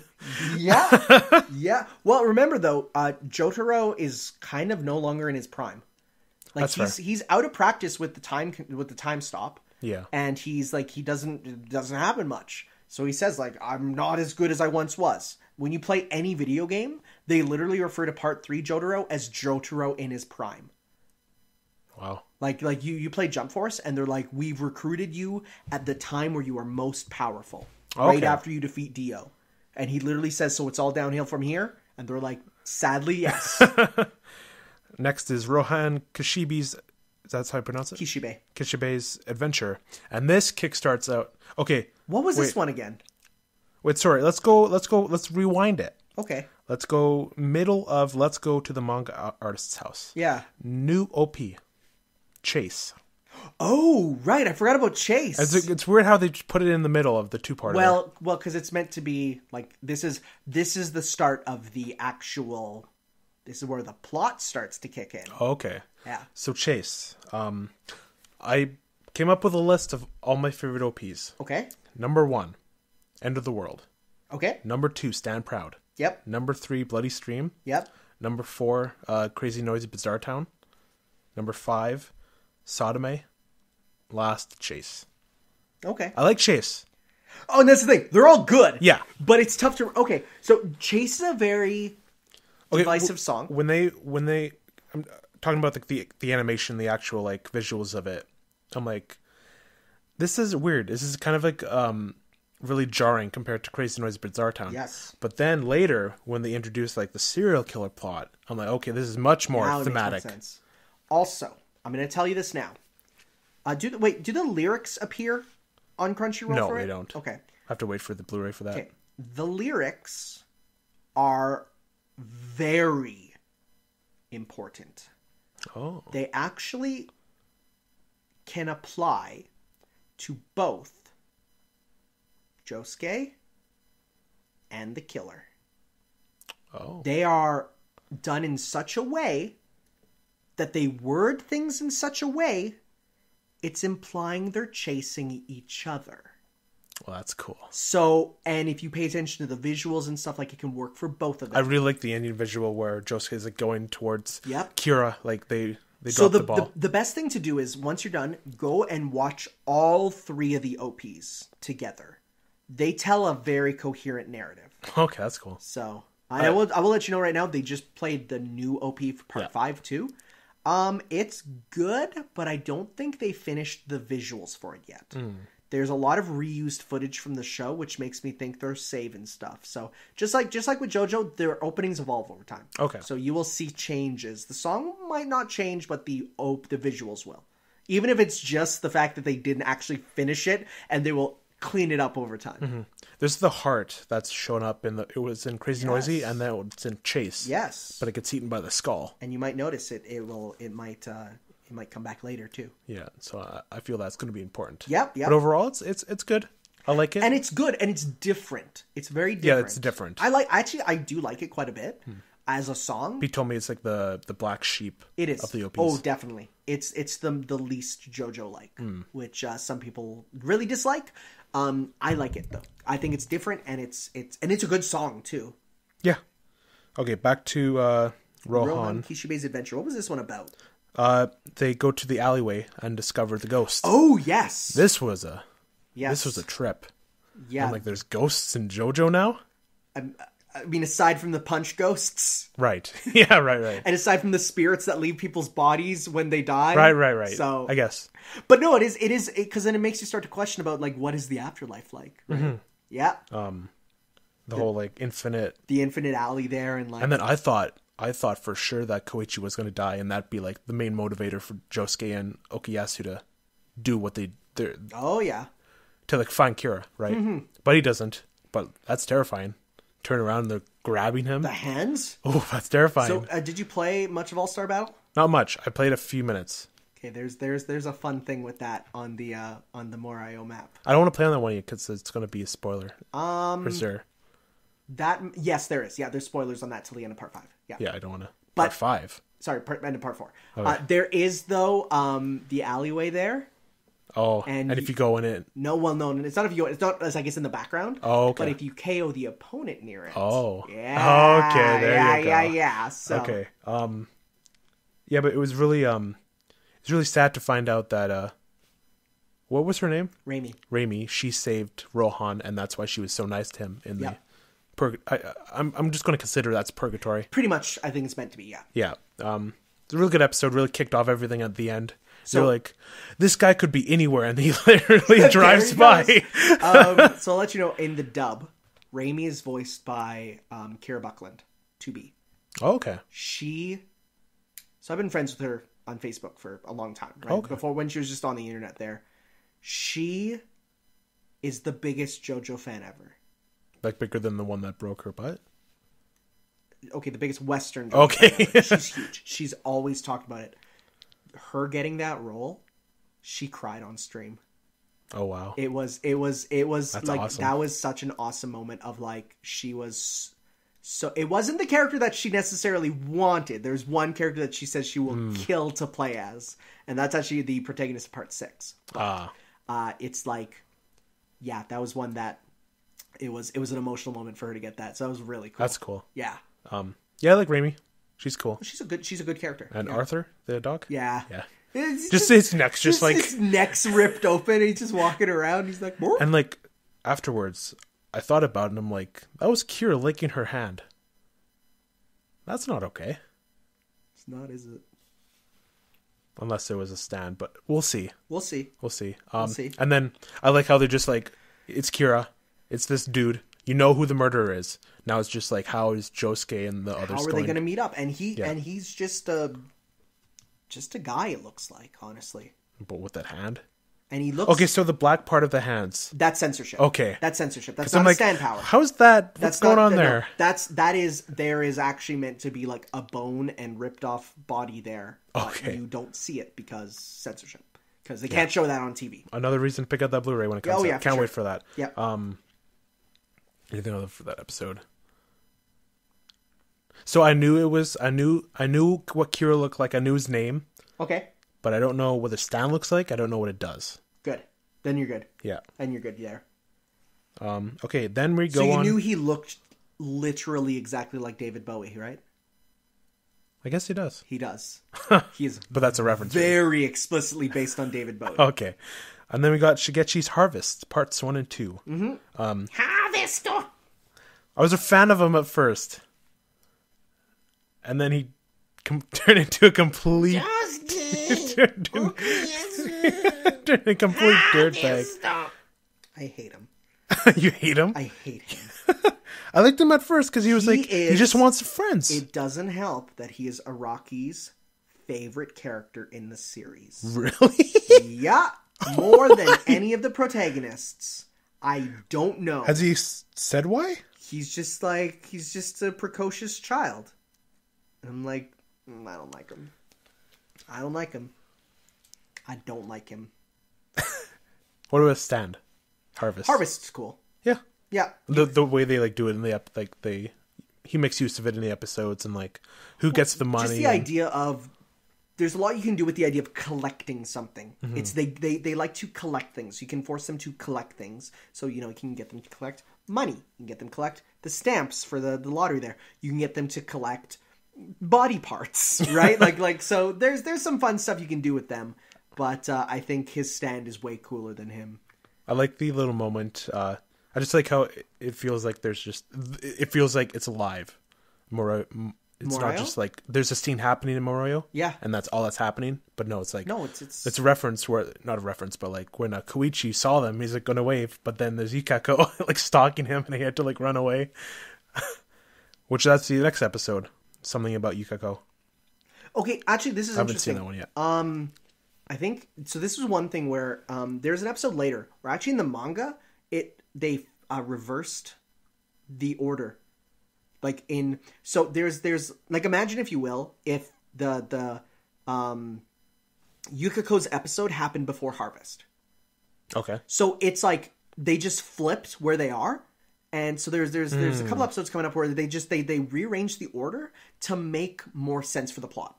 Oh, okay. So they make it, yeah. So they do that later, and people are like, no, that works better because otherwise it was going back and forth in time in the original. So then they made it linear here. So okay. You'll get to see that there, but. Yeah. Cool. I'm loving it still. It's still my favorite thing ever. So good. Beat said that the third OP is a fan favorite, so I'm looking forward to that. It's probably my second favorite. Oh wow, I can't wait. It's really good. It also has a really good evolution over the episodes. So it's one that you want to do. It also was the first one to spark the trend of giving them English versions. Yeah, there's an English version of Chase, and I'm like, I don't know. I didn't know there was an English one of Chase. I don't like it. So, but after this point, they do English versions of all of them. Okay. And Chase, I don't remember the English version of Chase, but I do remember the English one of the next one is real good, and the English ones, the rest of them are all good. Okay. Like they're all just strong versions of the openings. There's an English one of the newest one too? Oh yeah. Okay. It came out on literally on iTunes. They released the album is the song, the instrumental, and then the English version. Oh, that's Three cool. of them all together. So they usually do it like that. Or there might be a remix in there. Remember when, though, we didn't talk about it, when they randomly switched to the EDM version of Crazy Noisy Bizarre? Oh, yeah. That's right. I don't like those that much. That was for the Yukako episode. Yeah, I don't like those that much. They just kind of threw... and because those were an official remix, so they said, we'll throw it in. I'm like, I didn't like it as much. I think the original's better. Yeah, for sure. Oh, yeah. For sure. No, nothing else. Okay. Look forward to seeing your reaction to some of the events that unfold. New characters will continue to enter. Yes. You'll also get, let me just think, some of the other stuff. There's some good, just real good stands coming up. Some real weird things.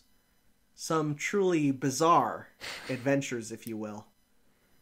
And I think that's about it for JoJo then. Yeah, I'm excited to get caught up. Yes. With everyone. Yeah, you're not super far off, really. Majority of part 4 still. Yeah, you're about halfway. Halfway, yeah. Yeah. And then how many episodes is part 5 in? I think it's at like 22 or something. Yeah. Okay. Yeah. Is there a set amount of episodes, or is just going 39? There's 39 in part 5. Yeah. Okay. Yeah.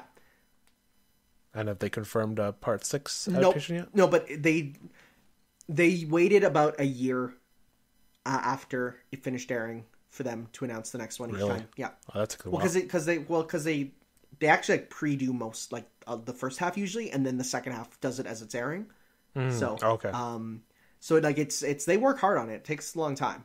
So but it'll almost certainly happen. Like people were like after part 1 and 2, they're like they will do part 3.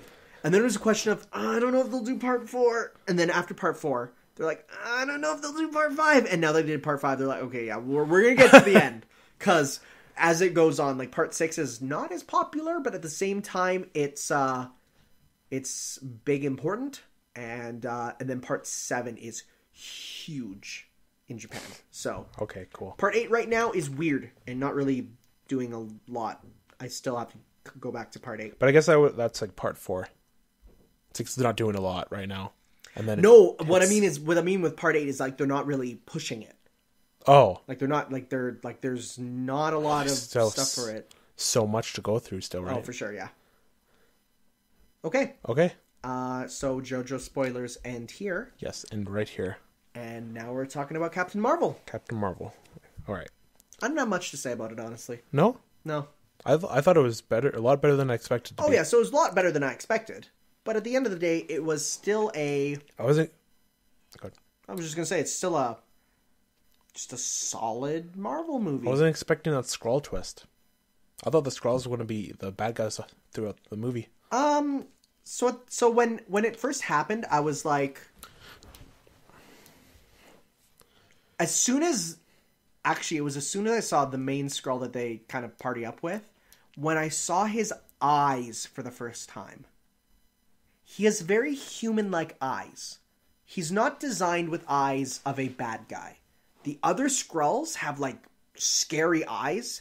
He was given human-like eyes. So I looked at him, and as soon as I saw him and heard his voice, when they were modulating with her brain there, I'm like, that guy's going to turn to be good. Oh, okay. Because as soon as that happened, I'm like, either he's going to defect, or the Skrulls will be good all along. Okay. Because for me, I was like, just from a character design and from a character casting, he's too good. Mm-hmm. You know? He was a really good actor. Oh, wonderful, really liked him. Wonderful. Goose. Overhyped. Overhyped? I mean, it's a cute cat, but people are like, the greatest cat in cinema history. And I'm like, no, it's just, he's there. He does some funny stuff a couple times. And he's the reason Nick Fury lost an eye. How do you feel about that? That I like. I like that. I like it's just like a goofy well, because thing. in the previous movies, like, how'd you lose the eye, Nick? He's like, it was from someone I trusted. And it was literally... But did you hear the theory, though? Oh. The toast theory? Yes, I have. So he says, I never eat my toast cut diagonally. And that literally happens in Age of Ultron when he's at the house. So Marvel is they know their crap. So... They probably watch those movies over and over and over. That makes me wonder. Well, I could honestly see that being just a gag that they missed. But... So people think he's a Skrull. Which makes sense. I mean, it's just another S.H.I.E.L.D. incident, right? Yeah. Well, if he was a Skrull from the start, or if he was replaced with a Skrull part way, I don't know. I could see something happening in Avengers. Like the Skrulls could have came in. Yeah. While they were distracted. But the Skrulls aren't bad. No, they're not. And that makes me wonder how they're going to do Secret Invasion now. Or they're just like evil Skrulls out there still. So there's still evil Skrulls. That's the thing. Where they're so it's, I mean, it sucks to say, but it's pretty much like the modern day immigration problem of like the majority are regular people, but there's some freaks who are causing war. Right? Okay. So it's going to be a situation of... The ones that are taking over the planets. Yeah. Yeah. Yeah, like the Skrull that come in and do the bad stuff. So it could still happen then. It could still happen. And it's like a big plot. So. And just like with the Kree, like you see, there's Kree that are going about their daily lives, and it's fine. And then you see the Accusers who are like, not good. Also, shout-outs to Ronan for getting 2 lines. I was about to say, like, on the opposite side of the Goose thing, I'm glad they didn't overuse Coulson and Ronan. I felt Coulson got just the right amount of time. I felt Ronan could have got one more scene. I guess. But it's like, if you know who that is, it's cool. I feel like they could have done one more thing with him. He pretty much appears on a hologram and then once looking out the window and walks away. I really like that scene, the final scene with the missiles and how she does the fist in her hand and it just explodes. I'm like, wow, she's powerful. Was not expecting as many Street Fighter references. There's a Street Fighter cabinet in the background, obviously. Oh yeah, right. Yeah, I saw Capcom. That. And then in one fight, she literally Shoryuken someone. Like, I'm talking spinning uppercut. Looks like a Shoryuken. And I don't remember that. That was in the big fight at the space station at the end there. I'm like, oh, hey, Street Fighter. Hey, cool. I really, really like the ending. It feels like not a part of just Captain Marvel, but as the franchise as a whole, it feels like this arc is ending. Yeah, they're lining up. Yeah. No, for sure. Things are concluding. Yeah. Like how they got the Avengers name from her Some tag. people hate that. I like it. Some people are like, well, way to ruin Coulson's death. What? Because they're like, we call it the Avengers because it's like, it's meant to represent Coulson. Not this stupid... That just adds on top not of this it. stupid girl. I'm going to call this movie stupid on IMDb. Did you expect the Tesseract to show up? No, not at all. Me neither. Nope. Oh, there's an Infinity Stone right there. Yeah. After credit scene. Just a scene from Endgame. Yep. But it's probably literally what they did with Civil War. Yeah, probably. Where it's just like literally a scene from the movie that they're just putting in as a preview. not sure if the post after credits, like the final one was super worth it, but I was like, okay, mean, that's what I assumed happened afterwards, but you showed me. Where's Goose right now? Chilling. Like, is he going to show up in Endgame? Chilling. He might. I wouldn't be surprised. But where was he? Literally between then I know some people were not happy about the fact that from the start they're calling it S.H.I.E.L.D. Like, they're literally saying, we're from S.H.I.E.L.D., when in the Iron Man, they always called it the strategic home for, that. And I feel like some people are placing too much on it was literally never called S.H.I.E.L.D. until Tony said, yeah, it's too long, just call it S.H.I.E.L.D. Right? Oh. I feel like some people are placing too much on that. Because I feel like what it is that was Coulson being very professional. And they always just called it S.H.I.E.L.D. But some people are like, I can't believe they got rid of the fact that it was Tony who named S.H.I.E.L.D. to be S.H.I.E.L.D. And like, because Tony's never heard of it before. Not the case. That he would explain it. Yeah, but I feel like, and I feel like a lot of people also, and this is not saying that, we can't have fun with it, but some people put way too much into, like, for example, why wasn't this character in Iron Man 1? And it's like, because they literally didn't exist then. Who are you referring to? Anybody. People are like, where was Hank Pym in Iron Man 1? How come he wasn't there? How come I didn't see him? Or you mean like, why wasn't Captain Marvel in Avengers 1 and 2? Yeah. Like when people are like, how come this character who should have been there, if we're looking at the timeline, how come they weren't there? And it's like, it's a movie with a series being made. And if you think about it, she was busy with the Skrull Kree War. Yeah. But they answered in an interview where it's like, how come they didn't call for Captain Marvel during the thing on the Avengers? And they actually said, how do you know that they didn't? So it might have been a thing of like, she was up there fighting, in space. She's probably busy. Or she might have been in the other side of the portal where no one saw inside except for Tony for a little bit, right? Right, yeah. So like, that's fine. Yeah. But no, it's like people who are always like, everything needs to make complete 100% sense or it's bad. They're like, I hate that. I hate people who are like, oh, what a retcon, because they didn't incorporate, and it's like, no, that's not how movies work. It's like, suspend your disbelief, enjoy it. Some people need to go outside. I need to stop asking questions about what would happen if Sonic met Batman, or sorry, the Joker. He will meet the Joker in Super Smash Brothers for Super Smash Bros. Ultimate. There you go. Nintendo Switch. That's coming up soon, actually. Coming April's going to hit soon. Yep. But I feel like Captain Marvel fits very well. I like it more than Ant-Man and the Wasp, I feel. Yeah. I feel like this one... Yeah, now that you think about this one is a need to watch if you're watching through the series. Yeah, I can see that. Because it was just this random woman who shows up in Endgame. Yep. Right? It's funny because there actually is like a brief snippet of her appearing in the... Yeah, I saw like the Endgame trailer. And Thor like... Yeah. And honestly, the first time I looked at her, I'm like, who's this? Is this the... Really? She does look different. Like her hair is different. Cut. So I'm like, is that the agent chick from Captain Sharon America Carter 3? I don't remember. And then people are like, oh, it's Carol. I'm like, oh, well, because that was before I watched the movie, right? And I don't know what Brie Larson looks like. I mean, I never watched any of her movies before, so Scott Pilgrim. Oh shoot! Yeah, but she looks so different in that. I guess I'll does Chris Evans look like Chris Evans in Scott Pilgrim? No. Who else? There's one more who's in it. Oh, there is. Oh, what's it? Oh. Wasn't it the guy who's vegan? Who's playing him? Now we're going to look up the Scott Pilgrim cast. Who we got? Who was it? Oh, we were thinking of Brandon Routh for Superman, I think. Oh, that's another superhero, that's why. Okay. Yeah, but they don't look like themselves in that. No. Like, at all. They look like, cartoon characters. So, okay. Yeah, not much else to say other than I enjoyed it. Better than I expected. But I'm like they ready. need to get a new editor for the trailers, because that sucked so bad. Oh, the trailers made it trailers were so bad. So bad. Yeah. But like, I can't wait for Endgame. The Endgame trailers looking good, because they are the type of trailers I like, which is... you will get about 5 seconds of real footage.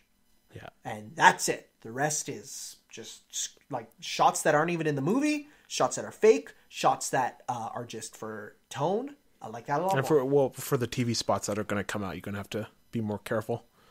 Why? Well, because they're going to show a lot more footage. When would I see them? When you're watching TV?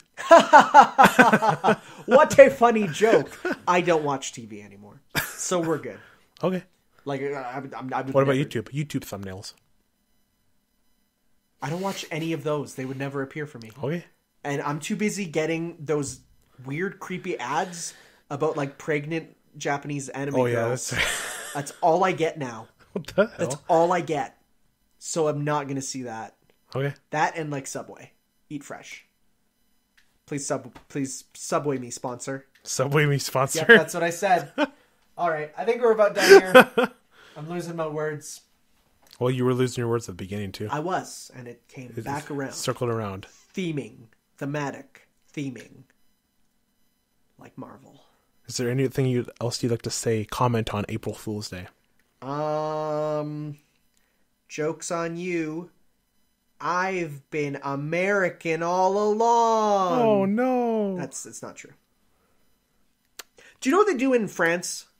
I think it's better for April Fool's Day what they do. This is not a joke. This is real. They do a thing called Poisson d'Avril, which is April fish.